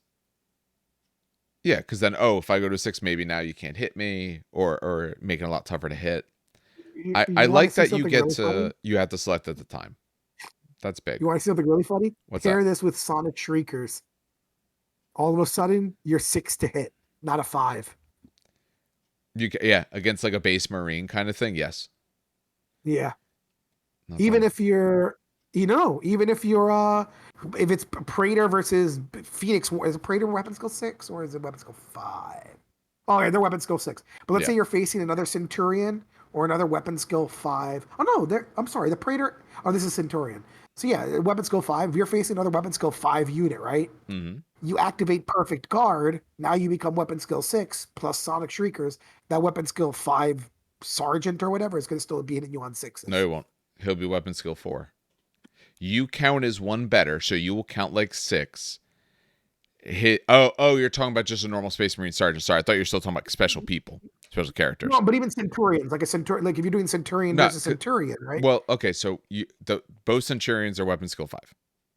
Yep. So now you do Perfect Guard. So yeah, I count like I'm weapon skill 6, you're weapon skill 5. And then I have Sonic Shriekers. So now you count like weapon skill 4 and I'm weapon skill 6. You have to get twice as bad to go to 6s on the table. No. Sonic Shriekers makes you -1 to hit. It's sorry, it's just a flat -1 to hit. Okay, yeah. Yes, that's what I was saying. Okay, yeah. So that's what I'm saying. You combo this with Sonic. Great theory. I would just make them a Legion champion, because then you just get +1 weapon skill flat. Sure. Well, it's nice to hear you get some choice. There might be reasons why you want some of the other things. Oh, it has another rule too. Yeah, it does. Living icons. A model with this special rule. And all models and a friendly unit with the Legion of Astartes Emperor's Children. Special rule with at least one model within 6 inches of a model with the special rule. So them and people within 6 inches gain +1 to the score used to calculate the winner of a combat during the assault phase. They do not stack. So the rule doesn't stack, and any given unit can only be affected by a single instance of the special rule. However, the effects of the special rule do stack with the effects of Fulgrim, Sire of the Emperor's Children special rule. Okay. And they can be given any pattern of power weapon of any kind, and they get an Iron Halo. Also, a 4-up model. Okay. Yeah, so it's a Tartarus with 4 up. Yeah. They're a super good Emperor's champion. Or non-Emperor's champion, I guess. And then, a +1 to combat can help you even if you lost. Like, let's say you lost by 3, now you lost by 2. So it's a Vexilla bubble instead of a Vexilla. Yeah. On the squad. I like it. Like, for +30 points, he's not. That's not bad. How much is the Emperor's champ? They don't call it Emperor's champion, do they? Legion champion. Legion champion. How many points is that upgrade? Legion champion. Hold on, give me a second. Legion console upgrades. Just use my cheat sheet. Legion champion is. Oh my god, does it not have the points? I'm gonna laugh if it doesn't. Raw. It doesn't have the points. Right. I can literally tell you everything. But that's all right. Well, then put the points on there. All right, give me a second. I got a book. That one I can't tell you. But yeah, he becomes weapon skill 6, ballistic skill 5. I mean, that's essentially what it is. It's a good form. So we got to look at Tartarus for champion is 35 points. So this is cheaper. So for 5 more points, you get a flat weapon skill buff. And you get a Paragon Blade. And in any turn you fight in a challenge, you become fearless. Even if you die. Like, the whole unit gains fearless. I don't know. I still like this. I like this, but it's not like oh yes, I'm definitely taking this one over. Okay, it's not a mandatory. I agree with you there. It's not at all mandatory. If that's that was the argument. No, this is not mandatory at all. Same. I answer. No, I like it. The interesting thing about this one, you gain a Phoenix power weapon. Yeah. And an Iron Halo. So you would have 2 power weapons and a Storm Bolter. Well, Kami Bolter on the model. Oh, so maybe we give him fuck the Power Spear. Give him 2 Phoenix Rapiers for +1 attack. Because it's not a specialist weapon. Wait, so that's how you read that? Because so you gain a Phoenix power weapon. Mm-hmm. So then you have. Because other units listed as replaces it's this, that, or the other with. Yeah, I'm looking. Yeah, it says replace. Oh. Yeah, so you could even do a Chain Fist and a Phoenix Rapier. They get a bonus Chain Fist attack. Which one's the specialist one? Is it Chain Fist or Power Fist? I always forget. Power Fist. Chain Fist lost specialist. Yeah, okay, that's transition. Right. You get a bonus Chain Fist. And then their Phoenix Rapier. I definitely need to smack this guy versus. And your Chain Fist hits that initially too. That's kind of neat. That's kind of neat. No, that's great. And then add Sonic Shriek. So add Sonic Shriekers, honestly, plus 50 points for this. I don't mind that at all. Like this is a pretty cool Legion upgrade. Yeah, it's going to be a very For your expensive boy if you want all those upgrades. The Warden True, and yes. I understand. the Sonic But you have to Shriekers remember, and the Power Fist. Dave, you have to remember that as a Custodes player, paying 50 points for like a character was something I did on the regular. So it's just like, 50 points? At it. Who gives a shit? Yeah. So I'm used to that kind of level of what's the word I'm looking for? Expenditure. I was gonna say like spending money. Expenditure, Yes. Doesn't shock me. All right. And it's fluffy for Emperor's Children have like 5 total models on the table. 5 really good models. Like the legions of Custodes. Yeah. Speaking of 5 total models, one of my favorite units. Oh, look at that segue. Beautiful. Yeah, speaking look at that segue. Speaking of 5 total models, let's talk about Phoenix Terminator Squads. One of my favorite. They look really fucking cool. Oh god, the 2-handed spears. Anyway, this is their specialized Terminator Squad. Because it's their specialized Terminator Squad, they're at weapon skill 5, ballistic skill 4. They're in Tartarus armor, I should point out. Sorry, I should have said that. 2 wounds, 2 attacks, 3 attacks, leadership 8, 9. The kind of the normal you expect. I know there's only I think 1 Legion specific like elite squad that's weapon skill 4. It's Alpha Legion. But and they're all armed with Phoenix power spears. They do not have guns, which I found very funny. They are bulky 2, stubborn. They do have skill unmatched. And I was looking at this before, Dave, because I was like, wait a minute. This sounds familiar. They do have skill unmatched. So they do have the ability to do the perfect guard, perfect strike, or very angry. I forgot the fucking last one. Hold on. A perfect fury. Yeah, it's definitely not called very angry. Yeah, I can't remember what. I know it's something to do with fury. These are fancy people. They were not called rule very angry. Yeah, very. So, and they have living icons as well. So, again, this is just really cool because now you have a unit of basically weaker because they have less wounds, but basically a unit of those Centurions. There are 200 points, which is very affordable in my opinion for a legion for an elite squad. 35 for each Terminator after that. So if I do the math, it's my favorite part of the thing. Shut up. It's 1/3. It's a 375. 375 for the squad. Although technically 385 because please always take a grenade harness. Please don't uncharge something in cover and find out why you always take one. Always spend the grenade harness. Especially, well, depending on what you go against, because it sets your initiative to 1, but I've charged, so now initiative 2. That for some of this stuff, that might be okay depending on what you're charging against. I still think you should take 1, but I could actually see cases, depending on what you're going against, where it won't actually matter. Yeah, true. But no, I just always say. I should also point out they have a special rule as well.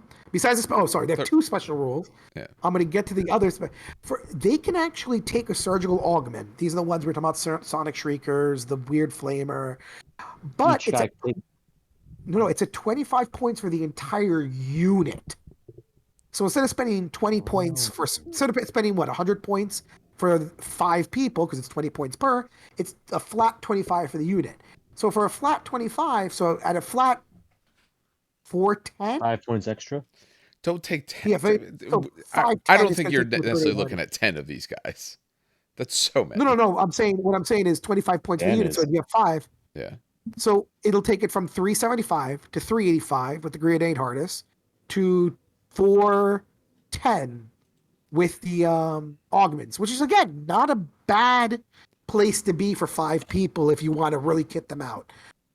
Still very expensive. Put them in a Spartan, so they get across the exactly. table. But no, it's just 350, and then them with Sonic flare shield. And could you imagine this unit like 10 of them with Sonic? Because remember, it's a flat 25 for the unit. So if you have this 10 of unit them, might be worth having the lance, if only to deter enemies from charging you. Because then that's D3 they per have the power model. spear already. No, the Sonic Lance is the template weapon. Oh, the Sonic Lance. Got it. I thought you meant like the No, agreed. This is the one spot if I use it, I'd put it. Yeah. Especially if you're going Okay. huge like Dan is with 10 of them, because 10d3, you're going to get some I mean, sixes. of course I am. I should point out that their special And rule remember, is Phoenix. pinning does work during reactions Yes, it Yes, does. it does. and will negate a charge. So that gives you another opportunity to take control of a 10d3 charging sonic situation. lances. 10d3 is not a. What is that? An average of 15? No, 20. 20. no. The Is it D3's 20? average is 2. You have 10 of 2. them. That's Okay. 20. 20. You get what? 3 sixes? 4. Really? Let's round You would up. 4 expect sixes. 3. 3. Okay. Yes. 3 sixes. Unless they have an Just my apothecary that's dice, AP2. Yeah, 1 dies and you take a leadership check. Yeah. That's right. Zone Mortalis is a flat +1 to wound Yes, it is. on templates now, right? So yeah. Pretty sure. No, it's good. I like this. This unit is a really good unit. Their special rule, by the way, is Phoenix Retinue. The reason I'm kind of ignoring it is all because they're retinue. Exactly. Yep. They're retinue. Congratulations. I'm not going to call them basic because that's kind of mean, but they're a very good, solid, effective unit in my opinion. Yeah, they're just they're a little cheaper than some of the other specialist squads because these ones are Tartarus instead of Cataphracti, so they have a worse invul save. Yes. But I mean, you can kind of offset that by doing the skill unmatched, which is pretty damn cool. But you shoot these guys down. You don't go into combat with them. You shoot them down. With the 5 up invul save, they'll fail more. Really cool. What's really cool is I think the reason I like them, by the way, is because they remind me of my Contemptor a little bit, the Custodes Contemptor. If you compare their Terminator armor with it's the Achilles Contemptor Dreadnought for Custodes, they look almost identical, which is hilarious. Yeah, that's them. Yeah, no, they're neat. At the end of the day, they're neat. All right. Yeah, no, they're neat. I like them. Steve, do you have any strong feelings on? We have what, 2? Oh, you said you did. Why don't you take the Palatine Blade Squad, Steve? Because then I'll do Sun Killers. Yeah, I want Dave to do Cacophony because he was the one asking about Cacophony Squad. I missed those dudes entirely. Okay, I'll do those guys then. Yeah, Someone else can do the other ones. Okay. Yeah, I missed those guys at first. Okay, but yeah, if you want to do these guys, Palatine. Yeah, I'll do Palatine Blades. All right, so Palatine Blades. So if the Phoenix Terminators were the elite, Terminator with spears squad, the Palatine Blades are the elite power armor with sword squad. Well, not necessarily swords. It's any type of artificial Charnabal weapon. Artificer. It's high quality power armor. I was gonna say it's high quality power armor. It's not a Terminator. Saves. It's all the same with the disintegrator. So yes, Palatine Blades. Essentially, these are with these rules. These are basically your advanced despoilers or veteran squad for the Emperor's Children. They'll get the weapon skill 5, ballistic skill 5, standard stats the rest of the way through with 2 wounds and attacks 2 because they got the leadership profile. Leadership 8 and 9 on the squad leader. So they're a little higher leadership than vets, I think. War gear, bolt pistol, Charnabal weapon, which could be a sword, and a saber, tabard, or glaive. Yeah. Yep. And each of those has their own minor perk. When in a challenge, those weapons give you bonus initiative. Yep. And they're all breaching of some level. All breaching. Yep. No frag grenades, artificer armor. Yeah, no base AP, so you need to rely on rolling good on your wound. But the idea is it's a skilled warrior's weapons. They're infantry, the squad leader's a character. The Emperor's Children, they're relentless, which is all veterans are. Chosen warriors means that any model in the unit may issue or accept a challenge. Counterattack means that when they get charged, they gain a bonus attack. And because of a counterattack level 1. And they have skill unmatched, just like the last 2 things we've gone over do. So they're another one of those units that has some flexibility in terms of how they murder their foes. They can take a rhino, a drop pod, or a termite as a transport. So no assault vehicle transports built in, sadness. And then, base units 165 The assault drone's not an assault vehicle? No. What? It's coming up out of the ground. There's tiny little doors on the sides. That's the Or it'd dumbest be thing an I've ever assault heard. vehicle. You got Termite land raiders for assault- your assault vehicles. Termite assault drill. It's in the fucking. Yeah, continue. I got so mad. All right, now I'm gonna double check that, and I'm gonna be like, "Yep, nope, I'm ready." Hold on, I can check it right now. You continue. I got this. Fucking vehicle profiles and shit. Where the hell's this termite? No, it's not. Yeah, So, it's not. any model may replace their Charnabal weapon with a power weapon, Phoenix Power Spear, or Phoenix Rapier. The reason it's specifically called out for these options is because they are not all characters, unlike the previous unit. They may take surgical augments for 25 for the entire squad. You can place the bolt pistol, plasma pistol, and you take melta bombs on the squad leader. I mean, they're nice, but they don't have the transport options I would want for them as an assaulting unit. No. Can you assault out of a drop pod when you drop pod assault? No. No, because it's not an Okay. assault vehicle. Okay, Yeah. it can only be out of a crib. Oh, what the fuck is the assault Charybdis? drop pod? Charybdis, yeah. It's the Charybdis, right? Okay. Yes. One of the Greek guys. Trying to like, I mean, so maybe just put him in a Charybdis and pay for the not dedicated. Does it say they can At take this the point. Charybdis? No, No, so like they can still take a would, Charybdis. Oh, you yeah, can always just take a not Charybdis dedicated. as long as it's Charybdis not as dedicated. yours- Exactly. as Yeah, your you have to choice. pay for the Yeah. slot.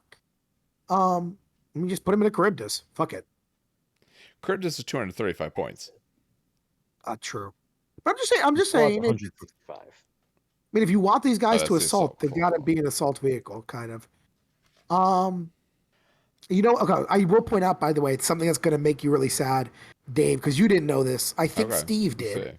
From You don't know me if I in didn't know it. Gen 1, in Yeah. Horus Heresy version 1, they used to be able to take jump packs. I was about to say, Yep. these In guys, fact- the fact they don't have jump packs is crazy to me. Yeah. Funny, they used to have jump packs. You used to be able to afford, pay for them. They don't And have people them because have the models them. were not supplied with them. And as per Well, GW rules Yep. nowadays, and most people who ran these, at least everyone that I know, and every battle report I've seen online, and anyone who ever run Palatine Blades has always put them with jump packs, always, because you just paid for them because you want them in close combat. GW got rid of that option, and I laughed so hard. Well, not laughed. More of laughed like just kind of in a sad way. Not laughed in a funny way. Laughed in more like, oh God, no. Because I know of so many people which had their models invalidated because they had jump packs on them, I mean, which is to me, that's the way you'd want to run these guys. Like you said, Yes. they want to be in close combat. They are set up for close combat. Their dedicated options do not do that. So then you'd have to take a separate heavy support choice of something that will let you assault and fill in your force org for it and the tons of the points for Charybdis? it. How much was the Charybdis? Sorry. The Charybdis is 235. dollars Yes. are points. Oh, yeah. Or just taking the jump packs. But yeah. No, it's Yeah, just wanted to point I'm that out. checking the missing units PDF. They did not get a alternate version with jump No, packs. they did not. Oh, they did not. Yeah, that's what I'm saying. They The literally are similar missing jump packs. ones of Horus have got the jump packs as an alternate build. They did not. Well, I just wanted to point that out for people who were really excited and saw battle reports with them with jump packs. They do not. It kind of That's an makes, old- unfortunately, it makes them a bad unit. Yes. It really does.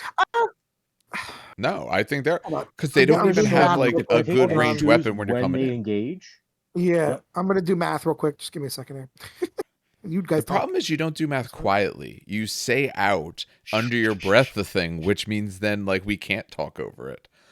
No, No. Put 2 Yes. and then 3, unless 7. yeah. Then times the phase of the moon. 1 + 2 + 1 + 1. I Mhm. love that movie. It's such a good movie. So yeah, if you're looking at the Charybdis and a full squad of like 10 of these guys, that's 5. I'm gonna just round up. That's 600 points.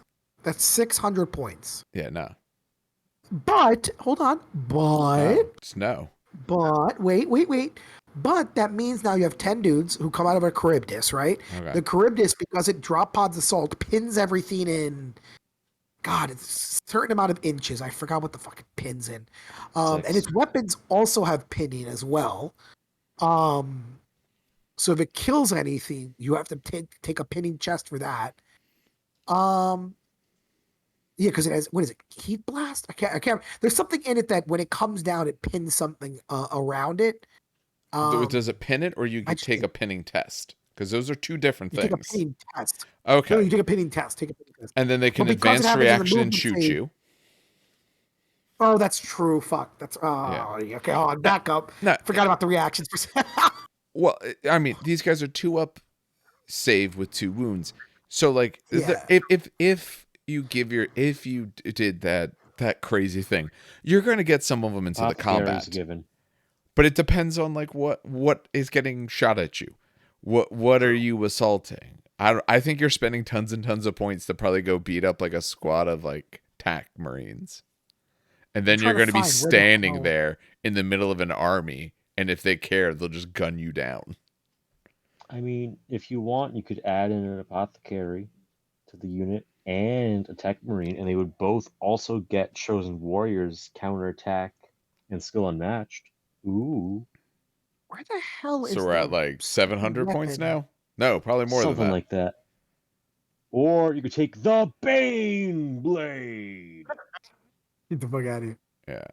I'm trying to find the stupid missiles that the goddamn drop pod has, and I cannot find it for the life. Because you don't have your book on you. Oh, actually, thinking about this, because someone on last week's YouTube video posted, we talked about the Deathwing companions, and I mentioned, hey, these guys have shields. Why do they have shields? Their array that they put down, the shield is representing that. I guess it's the shield that they actually are supposedly slamming in. That's what someone said. Okay, that makes sense. I think it's still weird, but that's probably why there's like 2 shields in the unit. But okay. There might have been 2, might have been 3. I don't know. I haven't built those guys. All right, Dave. Are you ready for the Wub Wub squad? I want to hear your reaction. As long as I never have to call them. As long as you don't call them that, I will talk about these guys. They have to call the Wub Wub squad. Yes, they're the Wub Wub squad. Not, they're actually super scary too. I've got shot by them. Yeah, not for a second. And if I cared enough, I don't. But if I cared enough, I'd edit out every time you did that. But I don't care that much. All right, so Kakophoni squad, 150 points for 5 guys. There's 4 Korras and the orchestrator, so that's their character. They're heavy, so that's useful against your templates. Basic Marine stat line, essentially the whole way across the board except leadership 10, which is great. Why are they God tier? Yeah, why are they leadership 10? Let's see. All right, so they're more good. They have the Kakophoni. We'll get to that in a second. They have bolt pistol. They have sonic shriekers. Good if someone actually is charging in at you. They have frag grenades, crack grenades. They have their normal power armor. They are fearless. They must be traitor, so you cannot take them if you're running this as loyal.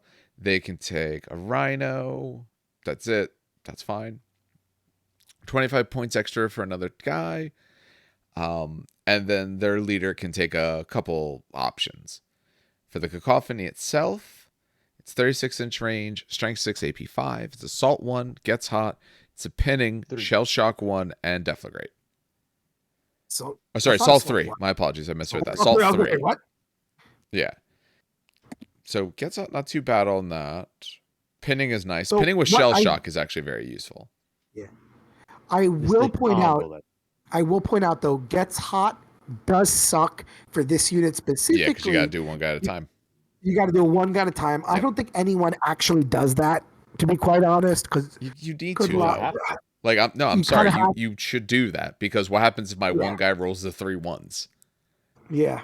Like it's annoying, but you actually do. But here's the thing: you can roll the wounds at once. So roll 3 dice, then the next 3. Like, you don't have to resolve; just roll them 3 packs at a time. True. And these guys are heavy support. I didn't mention that. Yeah. Pinning shell shock is great. Pinning with shell shock is what makes it work well, and deflagrate. So I did get something through. I will make you take a test, and I have another chance to hurt more guys, and it's strength 6. Versus, let's assume your average of 4, you're firing them at Marines.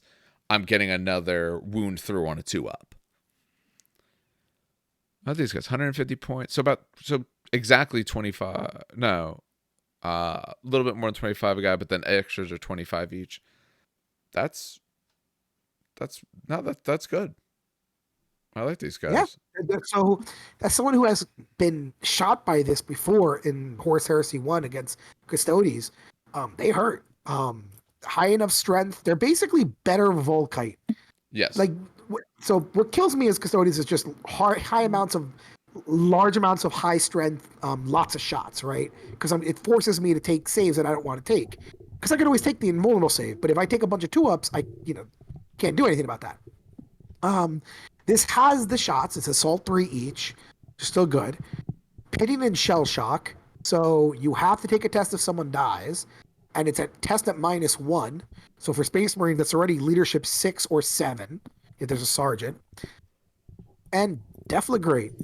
It's just a good unit all around. Period, in my opinion. Yeah. No, you're right. It's a stronger Volkite caliber for honestly probably close to what the points of it would be, because in special weapon squads, Volkite calibers are 10 points. So that's taking your base Marine an additional 10. They're probably like 22 there.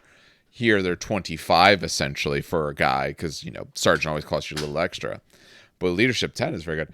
Is there a fluff reason that I'm not so where I remember this, I guess technical spoiler for a book that's probably 15 years old or more, the Fulgrim book. I don't remember How very much of dare the you. book. I remember 2 scenes in the book.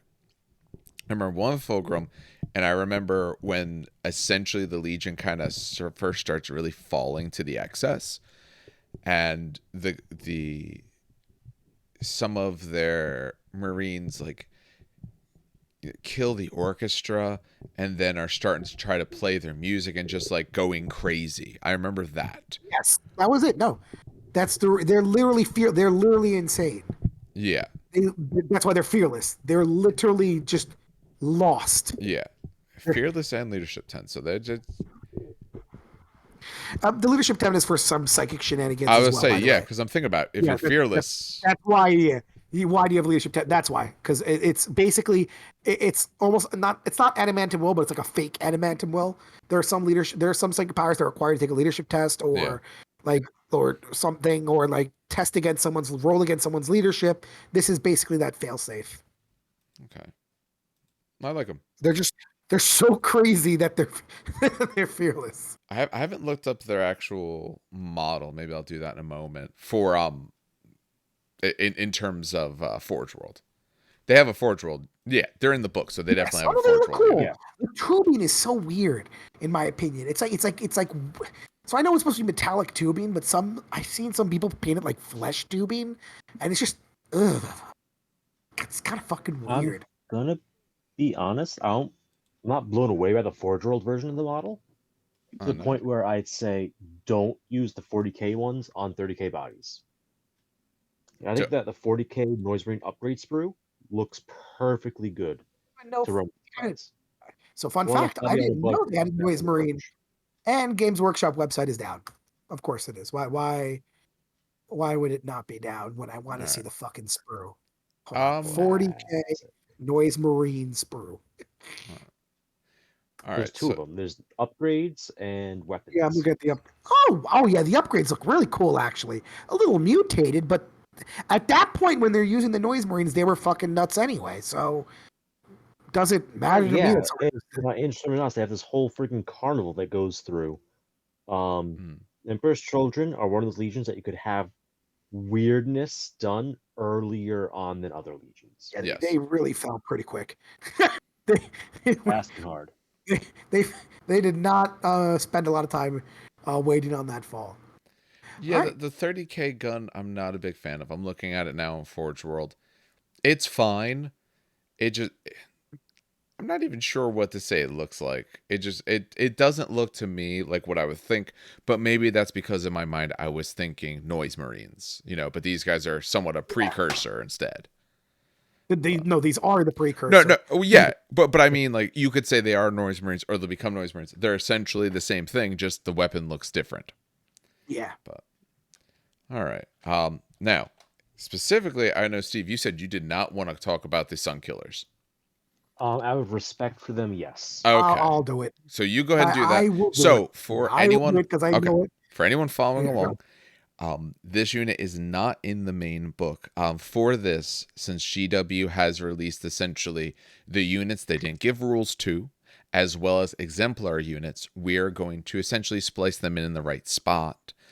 Since we haven't talked about characters yet, and this is a heavy support choice, this is the time it makes the most sense for this. If you are following along, this is page 13 of their, what is this document actually called?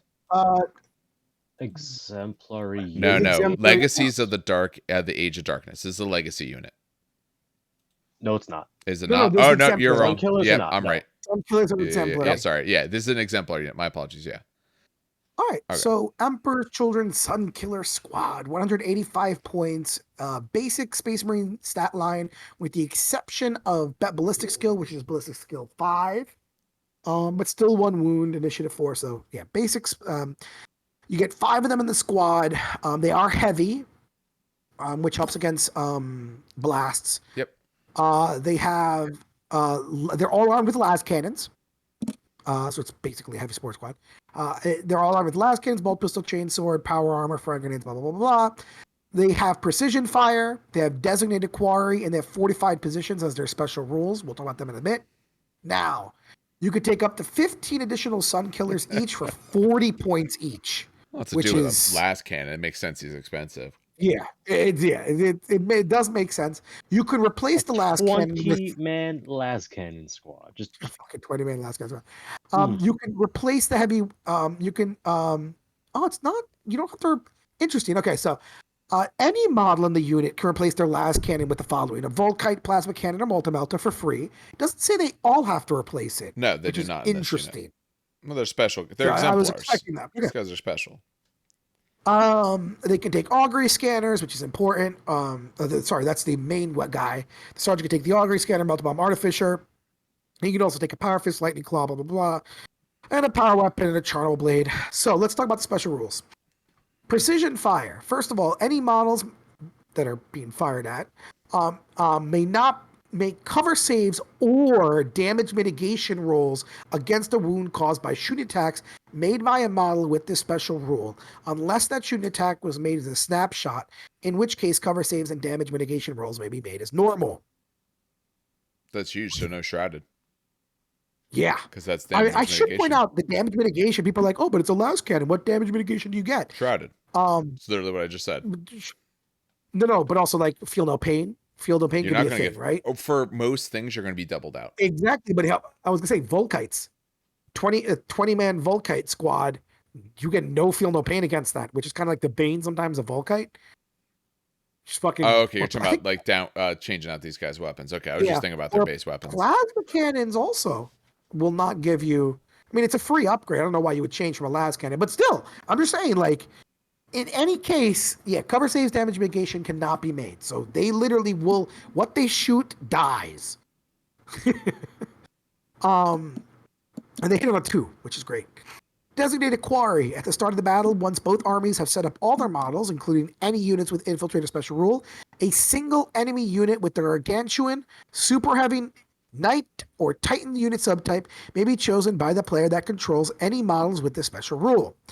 The enemy unit is considered the quote-unquote designated quarry.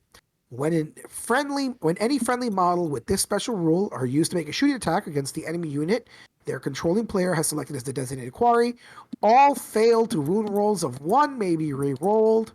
If the enemy unit selected as a designated quarry has an armor value, add +1 to any result on the vehicle damage chart as a result of the shooting attacks made with the models with a special rule. So basically, it's preferred. No, you don't get rerolls 1 on hit. So you get rerolls to 1 on failed to wounds on that 1 unit you designated, or you get +1 to any results. If they're a vehicle. Which on the base last cannons means you're getting a +2 now. And if you switch to multi-melta, you'd be +3.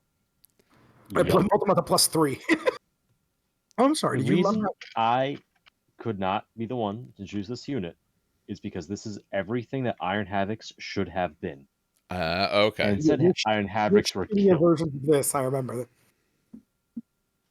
Oh, I should point out, by the way, if fortified position, sorry, that was the last special rule. If you allow fortifications in the game, and they have not selected dedicated transport, they can They can occupy. Oh my God, sorry. They get They hide defend, like, behind the an Aegis defense the line. defense line. They hide behind the defense line. Which it doesn't Cowards. occupy. I should point. It does not occupy a fortification. In the slot organization chart, but the cost does count. So they get an Aegis defense line for a free slot. I mean, they're great. They do what they do and they do it well. If you want an anti-tank squad for 185 points, 5 las cannons will do the job. 10 las cannons will do the job. Although 40 points. Gee. You don't want to max this squad there, Dan, for the what would it be, I'm like 785? doing the math. I was doing. That's why I keep 785. breaking my voice. Huh? It'd be 785 if you did the whole unit. 785. Okay, thank you. What's funny is the first 5 are actually the cheapest. Oh yeah, No, yeah they are. Yeah. Times it by 5, that'd be 200 points. They're 185. You actually save to start. Oh, that's so. Fun fact. So because I like looking for shit like this, sometimes weird examples. In the previous, I don't know about Sun Killers in the last issue, but one of the only squads ever to be more expensive to upgrade rather than start cheaper was the Custodes Shield Squad. And that was like the only weird outlier in all of 30K for the longest time. I'm really kind of glad that they're cheaper to start minimum than they are to make bigger. Because it makes it like kind of this weird. I like that. I just like it. Sorry. Little side note. Like I like looking at creepy, like kind of crazy stuff like that. Dan, I demand you make a 20-man squad now. Fucking I 20 demand it. What the? Listen. Every It's time you what read I a wanna unit kill. in this Legion, you're like, ooh, I like that. Ooh, I wish like we that. had. Ooh, I I really like wish we had that. Titan rules. I technically have the Titan rule. Okay, so hold on. 20 las cannons, right? Hitting on It's twos. dead. That's right. It's very simple. It's Right? dead. It makes If them you think like a warhound. If you Treat a take them warhound. all, you will kill it. Thinking like a fucking warhound, right? Like, will a warhound survive this fucking squad? Because at this point, like, right, you think, let me see here. Warlord battle. So how many points were these guys? That's a warlord. If you took a squad of 20, it's 785 points. So a warhound Sky Titan is 750. All All right. So it's got 12 HP. Okay. All right. I remember if you explode it, right, it takes D3 hull points. Yeah, it doesn't just die out. But it does have 2 void shields. So the 2 void shields are basically armor 12, and if they collapse, they lose a pip. Does that make so? It'll absorb 2 or more shots in case the las cannons don't do anything. So 20 las cannon shots hitting on 2s. That's 18 hits. You lose. Whoa. Oh, okay. You have some problems with your math. It'd be 16.667 hits. Oh, sorry. So 17 hits. Sure, So we can 17 round up hits. and call it 17. We'll call it. All right. 16.6 repeating. You're gonna lose how many to void shield? How many void shields does it have? 2. And So armor essentially 12. 2 of them get removed. Okay. So No. Is that correct? The void shields only remove 2 that glance or you pen you. You have to glance it. Yeah, you have to glance it first. Which is why So you are glancing. You're at strength 9. They're armor 12. So you're glancing on 3s. So 2/3 of these are at least glancing. You're looking at 11. They're going to remove 11. 2, so you got 9 left. Some of those will be glances. Majority will be pens, and we're not taking into account for the moment, just for simplicity's sake, that you get to reroll your 1s. So you're going to kill it. Because yeah, I think you still kill it. No, you absolutely still kill it because that Jesus idea of Christ. if you get 9 through where maybe some of them are glances, some are pens, we didn't account for the rerolling 1s to wound, so you'll have that, and you have a +1 on the table, so you're a minimum of on these last cans. Sorry, you're a 2+. If you're looking for the 7 for the explodes, that means any of those 5s are doing D3. No. So the void shield collapses, then you still have armor 14 to get through. Oh, the void. Okay, my apologies. I didn't realize the void shields. So the void shields are armor 12, but then it itself is armor. So assume 14. It takes so no, you're not going to 3 kill to get it through the void shields because 1 will fail, 2 will go through on average because you need 3s. Yeah, no. So, So you're not going to kill it. 16 to 13 and change that then need 5s. Rerolling ones. Not rerolling ones. Why are they rerolling ones? Because it's a super heavy. Yeah, they no, they reroll plus wound one. rolls Sorry, of yes, more. it's not a gargantuan. Yeah, you're right. Sorry. Correct. Yeah. Correct. So, it's not. So that's Or from 16 Titan. down to 13. A third of them will do something. Well, 1 out of 6 will do something, and then 1 out of 6 will do something plus. So 5 or 6 will be explode. So that's enough. yeah, They I can think do it. that's enough to do through 12 hull points. I think it's the one shots a Warhound. Not No. on average. No, it No. can, but on average, no, They it can will not kill a absolutely swing Warhound. that Yeah. way. Okay. No, the average. I didn't realize the armor was higher, not the void shields. On average, no, it doesn't kill it. 2 rounds, sure, but no, in 1 round, no, it doesn't kill it. Your dice could go crazy, of course, but damage. It will 1000% kill 2 knights, though. It will one shot a knight. I'm looking at the knights as well. Knocking off 4 hull points on average. yeah, 4 hull Wait, points. but we also have Sunder on the last cannon.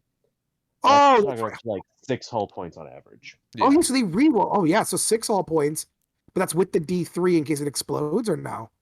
It counts roughly. It's not roughly going to kill it on allowed for it, average. yeah. It's that simple. It doesn't kill it on average. If we It we does would kill sit a here for knight another on 20 minutes average. figuring out the exact math, but it does not kill it on average. No, Yeah. it So if doesn't you even have a kill it player on who's good. playing It kills 2 it on great. knights, I was gonna say, if you have a player that's playing 2 knights, it will kill both knights, which then makes back its points. All right, I like it. It's a cool unit.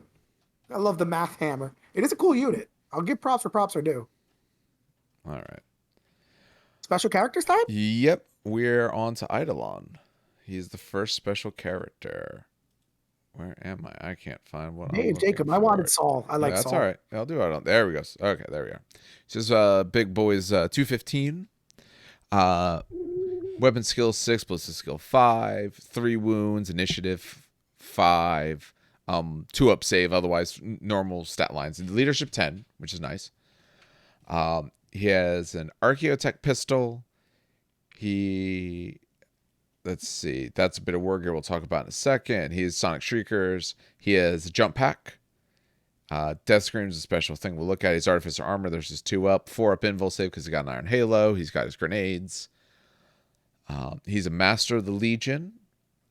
And we'll go through what his Warlord trait is in a second, having, with that as well. He's a traitor, obviously.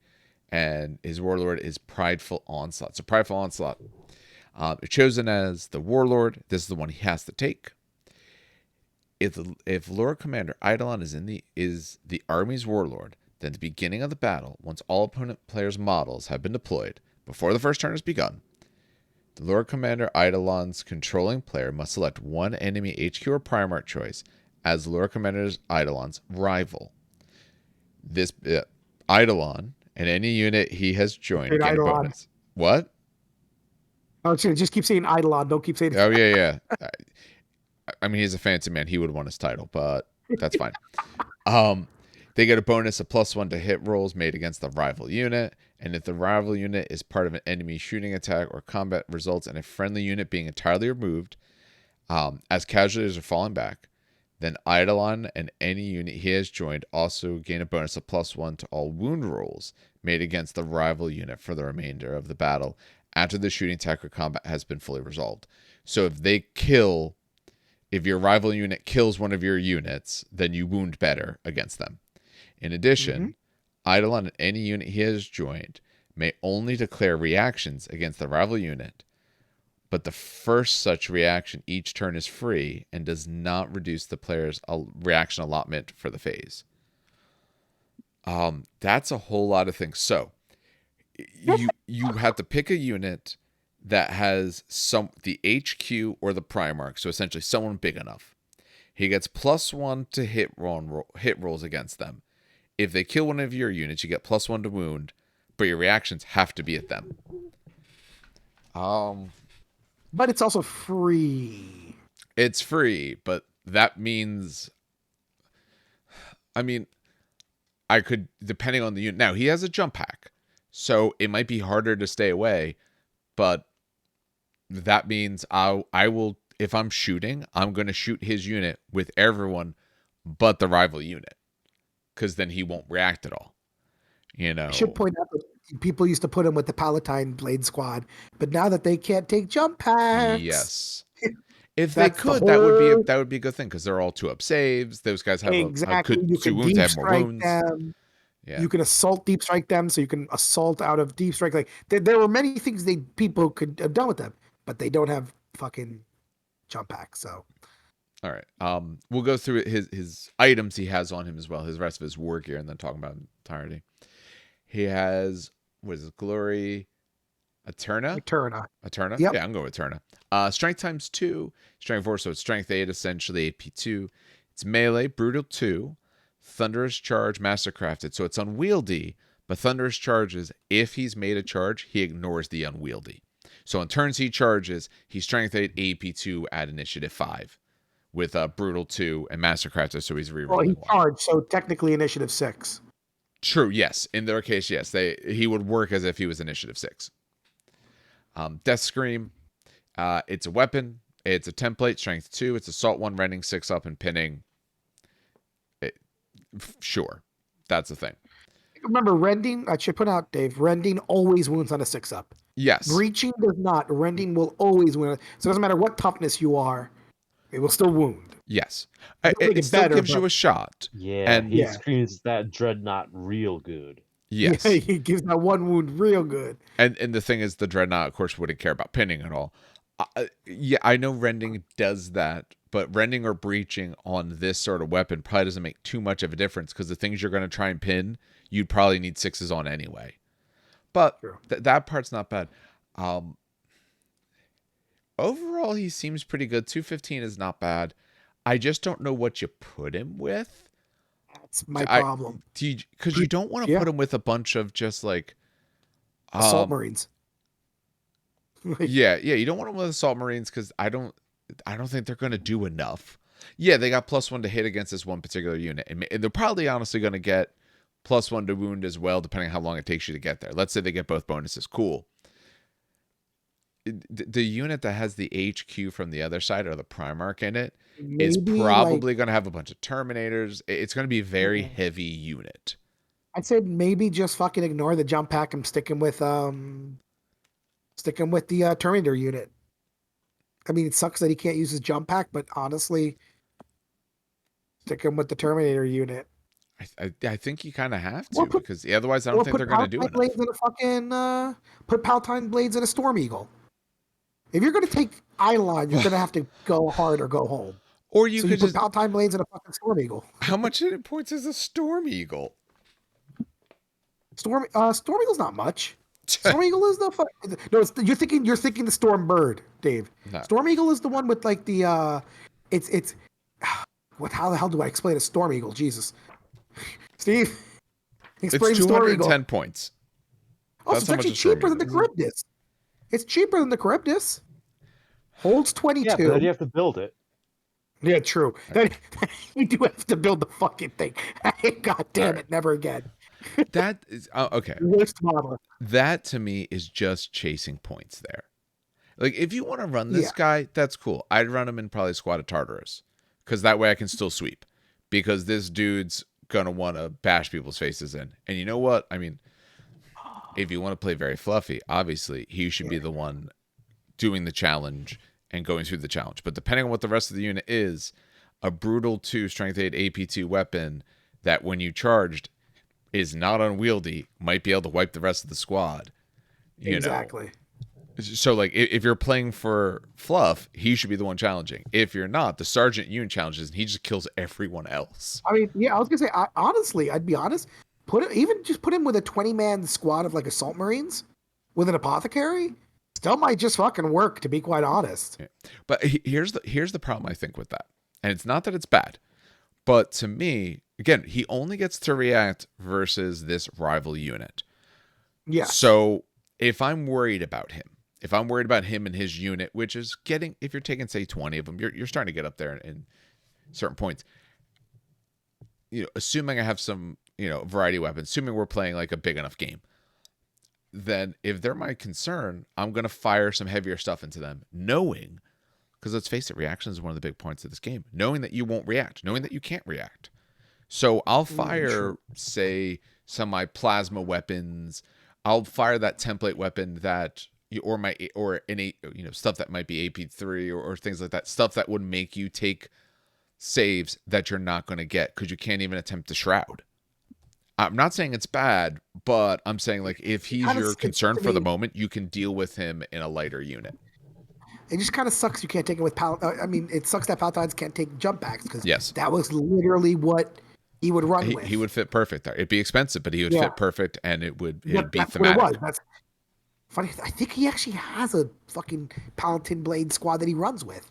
But yeah, no, it's just he's a cool model though. At Initiative Thunderhammer, please. That's amazing. On the charge, and that's kind of your thing, that works on your reaction as well. Oh, initiatives. Oh, actually, let's take a look. How did it word it? So, because they react, that advanced reaction, it's a reaction. They can only declare reactions against the rival. So, if you really want, let's say you want to charge him with the big unit, the rival unit, but you don't want to get charged back, charge another unit in first. They can't do anything. And then your big unit charges in. Because they're already locked in combat. They're not going to get to leave. So, not bad. He's cool, but they did him a disservice since the guys you would want him with. Even if they did him a disservice, they did Palatine Blades a disservice. But to me, they also did him a disservice because that's the unit you want him in. Yeah. All right, you want Captain Saul Tarvitz, the loyalist, the man himself, the brother betrayed. All right, let's go up. 155 points, huge drop right there from Captain.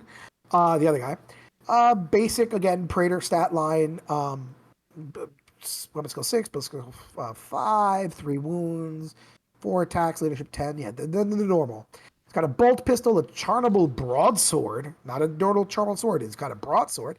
Mastercrafted Nemesis Bolter, which is just the Nemesis Bolter that I think has... It's a sniper rifle. Yeah. It's the sniper. Yeah, okay. It works like a sniper. Artificial armor, Iron Hailer, the grenades. So he's got a couple special rules. He's got Master of the Legion, so you can still take Rites of War with him. Independent character, obviously, relentless. Preferred enemy, Emperor's Children. So it's fitting. His preferred enemy is his own brothers. Love it that they kept that. A brother betrayed. He's also only loyalist, and he has his own warlord trait. So he gets his warlord trait. If he's the warlord, it's called Defiant Unto Death. Basically, if an enemy warlord has this, if the army warlord has this trait, then check at the start of each of the controlling player's turn to see if any of the following is true. So there are 3 conditions that can be true. 4. 1. 4. Oh, sorry. Wow, I did not see that bullet point. Jesus Christ. So 4. The army that includes Captain Saul... Okay, just got to call him Tarvitz. The army that includes Tarvitz has accrued fewer victory points than the enemy army. So this could be in those progressive scoring games. The army including Tarvitz has fewer units on the battlefield than all enemy armies combined. In case you're playing a multiplayer game or just one-on-one. Tarvitz is within 6 inches of an objective. Or Tarvitz... in any unit he has joined is locked in combat with more than one enemy unit or a single enemy that outnumbers Tarvitz's unit. So he's locked in with 2 units or that single unit outnumbers him and his unit. If any of these are true, then Tarvitz and any friendly units with at least one model within 12 inches of Saul Tarvitz gain Fearless. In addition, as long as Tarvitz has not been removed as a casualty, he gets an extra shooting phase reaction. This is good. Okay. Yeah, this is excellent. Sorry, we didn't talk about the multiplayer game. Eidolon gets an extra. Sorry. That's the extra reaction. The free reaction. That's the extra reaction. Yeah. No, this is great. I love this. That's a 12-inch Fearless bubble. And these 4 conditions, they're varied enough that you're probably gonna almost always have one of them. If your game is using objectives, he's probably going to be somewhat near an objective. If you're currently losing because they got more victory points, if you're losing at all because you have fewer units, so you're just going to give them all Fearless. Or if you're in big combat. Yeah, exactly. Oh, the Fearless is a really, really good skill. Yeah. So no, that's great. All right. So what And about extra his brother shooting is great. betrayed? My brother betrayed. So Captain Saul Tarvitz gains +1 weapon skill, +1 strength, and also +1 toughness. So for those at home, that's weapon skill 7, strength 5, toughness 5. While he is locked in combat with an enemy model that has both the independent character and Legis Astartes Emperor's Children special rule. For any unit that has such a model has joined, an enemy model that has both independent character and Emperor's Children special rule is removed as a casualty while locked in combat with Tarvitz. For any unit he has joined, then Tarvitz controlling player gains +1 victory point in addition to any others that he's gained, like Slay the Warlord. This bonus increased to +2 if it's removed as a casualty in the form of a challenge. No. So The +2 is if You missed Lucius is removed as a casualty Captain Lucius. while engaged Sorry. in a challenge. Apologies, So if he kills Lucius, apologies. you get two victory points.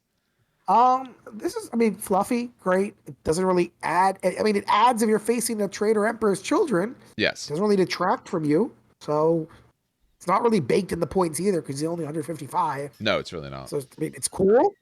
Yeah, it's just cool. It's just a nice little added bonus if you're facing traitor Emperor's Children. Really powerful if you're facing the enemy Warlord. I'll tell you that. Yeah, and his broadsword's the last thing. Yeah, his broadsword. So it's a chartable broadsword. It is strength +2, AP nothing, which seems like it sucks, but it is rending 4 up, duelist edge 2. So if he's in a challenge, he gains, I believe, 2 initiative. Technically initiative. 2, but if he charged, he'll gain 3. He'll be up at like initiative 8 if he charged. Yeah, he's initiative 8 if he charges. And it is is it a two-handed, so you don't get an extra attack for having the nemesis. And it's mastercrafted, so you get at least a reroll. That helps So make you'll up be for the two-handed. Yeah. So you're hitting. So he's facing, let's say, an enemy warlord, which is a praetor, hitting on 4s with a reroll. But he doesn't. So my problem is it doesn't have. Oh God, the name is escaping me. Oh dear God. Brutal. No. The instant death. Murder strike. It doesn't have strike, murder. Yeah. It doesn't have murder strike on it. I wouldn't expect that though for 155 points with his extras. True, yeah.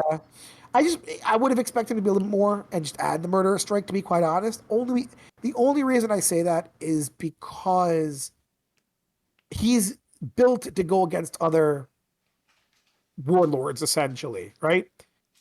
That warlord is going to be, although I don't think he's built against other warlords. I think he's built for to fight some units, or he's built if it's Emperor's Children, because then that's when he gets a bunch of his pluses. Okay. Yeah, because that's when he's going to weapon skill 7. You know, his strength and toughness are going up, so he's much harder to hurt. Otherwise, I think because 2 up, he's a normal. He's not. He's a praetor. Yeah, he's a praetor, and what's a normal praetor's cost? Fairly standard praetor. Yeah, just with no murder strike, which is fine. You know what? I like him. He's good. He's just good. So a normal praetor is 120. He's 155. So for 35 more, you get essentially you get his Warlord Traits, you get his weapon, and if you're going against some Emperor's Children, he gets stronger and better. And he's got a Nemesis Bolter, which could be. Does a normal praetor come with an Iron Halo, or is that purchase? Yes. You still have to Yes. purchase that? No, they come with Iron Halo. All praetors get it. Nemesis Bolter is normally 10 extra points. Okay, so and Mastercraft is another 10 points. The Mastercraft's chartable another 10. weapon is usually 10. So mastercrafted with the chartable That's is 40 15. points in weapons. Yeah. So it's okay. He's essentially a praetor in cost. Just they told you what he's armed with. Yeah, that's all. And with, you have his sweet particular warlord trait. warlord. And an amazing warlord trait. I will say that the fearless is amazing. He's good. I like him. Like I ain't mad about him. He's still great. I think he has a model? If they put him in this book, I would assume he has a model. No. Remember, some of them are missing. Like the Dark Angel dude we were talking about. But but they've shown him at least. I don't know if he has a model. He does have a model. Take a look. Oh, that's a cool. Oh, that's He Okay, has he a model. probably has a Hasn't gone into release yet, but he has a model. no. It's released. It's on Forge World. Oh, It's never just out mind. of stock. Well, they're all out of stock. Clad in exquisite artificia armor. God, I love the. Oh yeah, there he is. Children. He's a fancy dude with a hook Yeah. on his blade. He looks cool. I don't mind him. Looks fancy. Yeah, I got no problems with him. Yeah. His head also looks pretty good without the helmet. Like, is he wearing a laurel, or is that just a plate? Ah, damn it! I On wish what? On his head? No, that has to be a plate on it. Look at his unhelmeted head. I'm looking Is at that a it. laurel? No, that's his hair. Or is that a plate? That's his hair. No. See the gold? Look at the top right of the forehead. Like the third image lets you zoom in. Look at the top right of the forehead. Is that a laurel or is that a? That's No, a plate or just the way they metal painted plate. it. That's not a laurel. I think it's a metal plate. I think it's a metal plate. Okay, whatever. Yeah. It's like he's cool. Someone knows the fluff better than that's James. I don't know Yeah. if he listens. Is yelling at us now because it's a plate Yeah, that he James- got from something. I don't know what the thing is. If someone James knows, is punching a hole through his fucking computer screen Yeah. as we speak. he's got something on the other man. side of his head too. I'm not sure what that is. But if anyone does know if there's a reason why it looks the way it does, Yeah. just post it up. Let us. Got like a little on gold the plate YouTube. on his head. I'm not sure why. All right, Steve, you got the man, the myth, the legend. All right, this asshole, Captain Lucius, the faultless blade, captain of the 13th Company. So he is 215 points for a mostly standard Praetor line, except he gets an extra weapon skill and, as Dan pointed out to me, an extra initiative. So weapon skill 7, initiative 6. Not at all shabby. He's got a bolt pistol, 19. I'm sure someone who knows Ember's Children would understand that better than me. The weapon. It's The main blade of the lair, artificer armor, an iron halo, and then standard set of grenades. He's a unique character, Emperor's Children, Master of the Legion. He is preferred enemy independent characters. Precision strikes on a 3-up, so a 3-up to hit in close combat. He allocates where the damage goes instead of the opponent. He is stubborn, a supreme duelist, and, well, obviously, a traitor, even to his own kind. And his warlord trait is called the Blade Alone. He's one of the few named characters that can take upgrades, such as Sonic Shriekers for 10 points. You hit him on 6s. That's great. Jesus And Christ. he can exchange the Blade of the Lair for a close combat weapon, reducing the points cost to 175 for 4. Ooh. So that's what, a 40-point reduction? That's a 40-point reduction. Yeah, that's a lot different. Yeah, that's not I bad. wonder what the Blade of the Lair does if it's 40 points for the fucking weapon. Jesus. Yeah. That's a tempting choice to take, though. Yeah, I know. And you can only have Lucius in the same army as Fulgrim if you take that reduction. Oh, because Fulgrim has the weapon then. Okay, that makes sense. Yep. So his warlord trait, the Blade Alone, if he has this trait, then no other models or units may use his leadership regardless of any other rules or war gear you may have. However, when he's in a challenge, all friendly models in the same combat gain Fearless special rule. In addition, the first reaction made in each game turned by Lucius and he joined does not use up a reaction. Oh, That is actually pretty good. sick. It's It's really good. Yeah, you want him in a challenge. So. Almost wanted to put him into a shooty unit so they could capitalize on their reaction opportunities. Yeah. Because that means that they could do an interceptor reaction in the movement phase and Overwatch reaction. See, I'm actually each game turn. Sorry. So they could get the extra shooting reactions, and shooting reactions are insanely strong because it's an entire shooting phase extra for that unit. See, I'd stick him in the Terminator squad. The I already forgot their names. Jesus Christ. Phoenix. The Phoenix. Yeah, the Phoenix squad. Yeah. He takes the challenge. The Phoenix Terminators cut down whatever the hell is around them. But the problem with that is you're not getting the most from his warlord trait. They're already fearless. No, and the they Phoenix have are not no fearless. use for reaction shooting. Are the Phoenix Aren't fearless? they? No, wait, what? No, they're not. Sorry. They're Not. stubborn. They're stubborn. I was like, I was Yeah. going to I thought they had. Yeah, they might as well be fearless though. I don't know. I don't think he adds much to them. I put him in a shooting squad to maximize the reaction potential of your army, personally. That's just me and my, oh my god, reactions are so good. I'm thinking of him with Sonic Strong. Shriekers. So Yeah. powerful. I'm just Yeah, thinking of him with Sonic Shriekers are nice, Shriekers. too. That's why, Yeah. because it's such a melee oriented. You fucking hit him on 6s, for Christ's sake. That's insanity. That's insanity. Even a Praetor hits him on a 6, which is hilarious. If he has the Shriekers, yeah. Yeah. On the first round of combat, at least, yeah.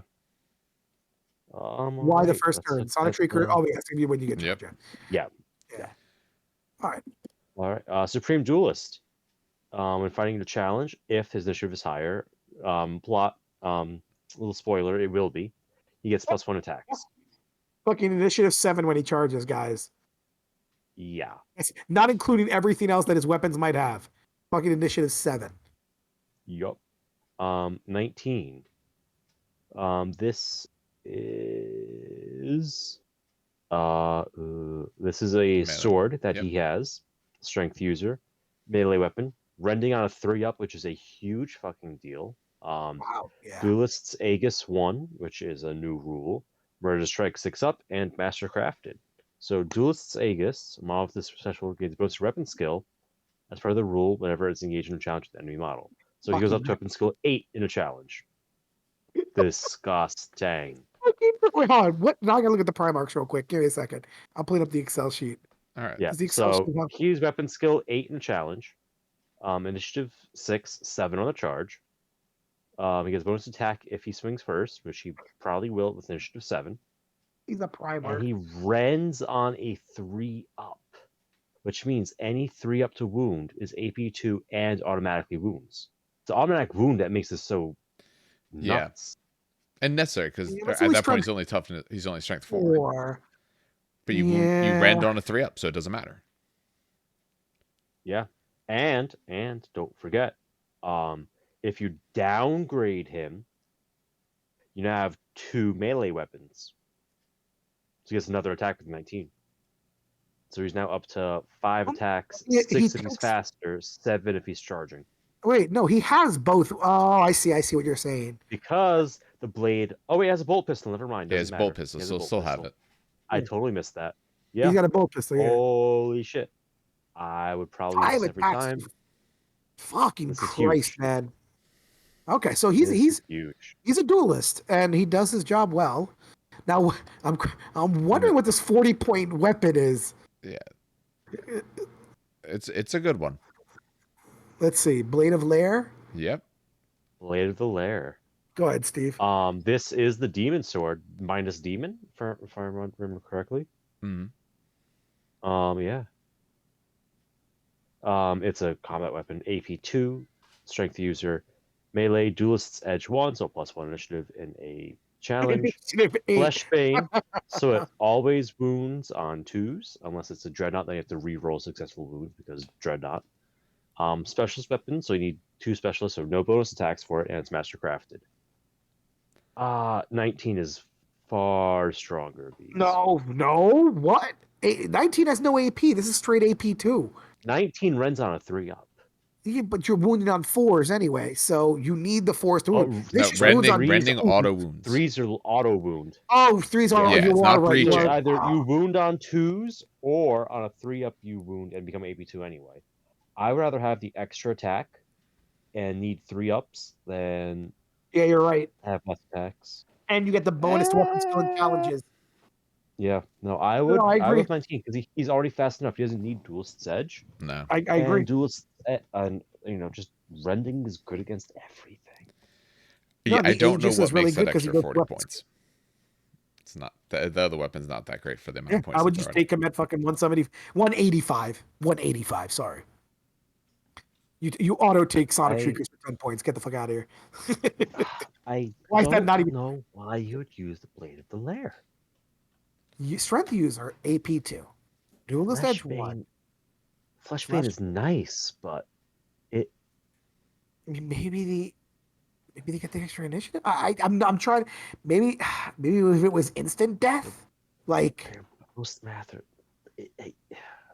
I'm The not other weapon understanding does it. have Get murder something? strike on a 6, so it can potentially do instant Yeah. death. and this one doesn't okay. have murder strike yet. No, I don't. No. No, you Nope. take him at 175. I have zero idea why you would ever take him with the Blade of the Lair. In fact, I would have pay 40 points for 19 and then have it at 175 for Blade of the Lair. Like reverse it. Yeah. Yeah. Yeah, that's weird. Listen, I ain't gonna complain. That's just fucking like. Yeah. Listen, what it okay, is. whatever. He's 185. I'll take it. All right. All right. We got one last thing. Um, Go ahead. and then Rites of War. No, that was it. Oh, yeah. Hi. We didn't do the rights of war. No. Oh, We have one more character. We Yeah, have no, one say more we have character. one more character. Rylanor, the Unyielding, the only person to punch Rylanor, I believe. to punch the Primarch in the face. Yeah. He's Sorry. he's a Jesus. expensive So- contemptor. Yes, he's an expensive contemptor, sadly. I don't think he has any special rules. No. He's got a court. I was trying to look up the contemptor rules real quick, but then He I got gets distracted by Crusader. looking at the weapon skill 8 of the fucking. Yeah, sorry, Crusader. There's his special rule. No, otherwise he's a contemptor. He's got one extra wound because he's 7 wounds instead of 6.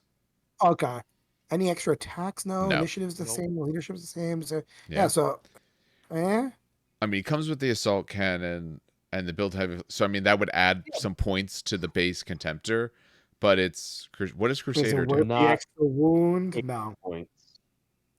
Is not Oh, worth the 80 points. you're What you spending. do is you build Rylanor, the Unyielding, and just don't call him that, but then say he is that, and don't pay the 250. Like, He's Rylanor that's slightly more yielding. yeah, He'll have one less wound. Exactly. To me, this is a kind of shame because he used to have a lot of special rules that were really cool, especially if Yeah. they're this the whole opposing PDF is just person a with hit job. Primarch. The Sure. whole PDF is the main character hit job, so I Yeah. wouldn't take too much stake in it. A little side fluff on why I love this guy so much, by the way, for those who don't know. Istvan 3 was where they purged kind of half the Legion who were loyalist. He first of all, he's in a dreadnought because he was attacked by Eldar. I should point out. So he's got a huge hatred towards Eldar, which is hilarious. But when Istvan 3 happened, he basically survived the first wave, second wave, and pretty much just kept surviving. And he got stuck inside a cave from the bombardment. And when he got dug out, the Primarch essentially came to him and be like, "Do you want to join us?"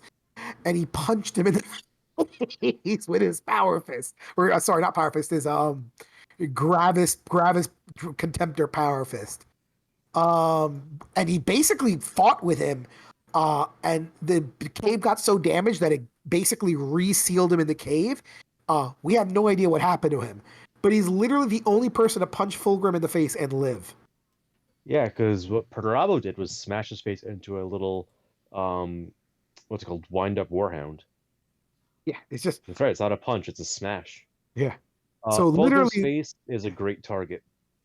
yeah, poor Fulgrim. But yeah, no, he's a really cool character in the fluff. Yeah, so that's just kind of. And that'll do it for us tonight. Sorry for the potentially a little bit of an abrupt ending there. Like I said at the beginning, I just unfortunately ran out of time. So we're going to do the rights of war separately. We've talked about the way we want to do that.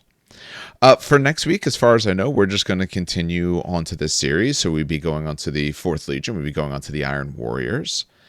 If anything changes, you'll see that as it comes out. We'd like to get back to some more Titanicus as well soon.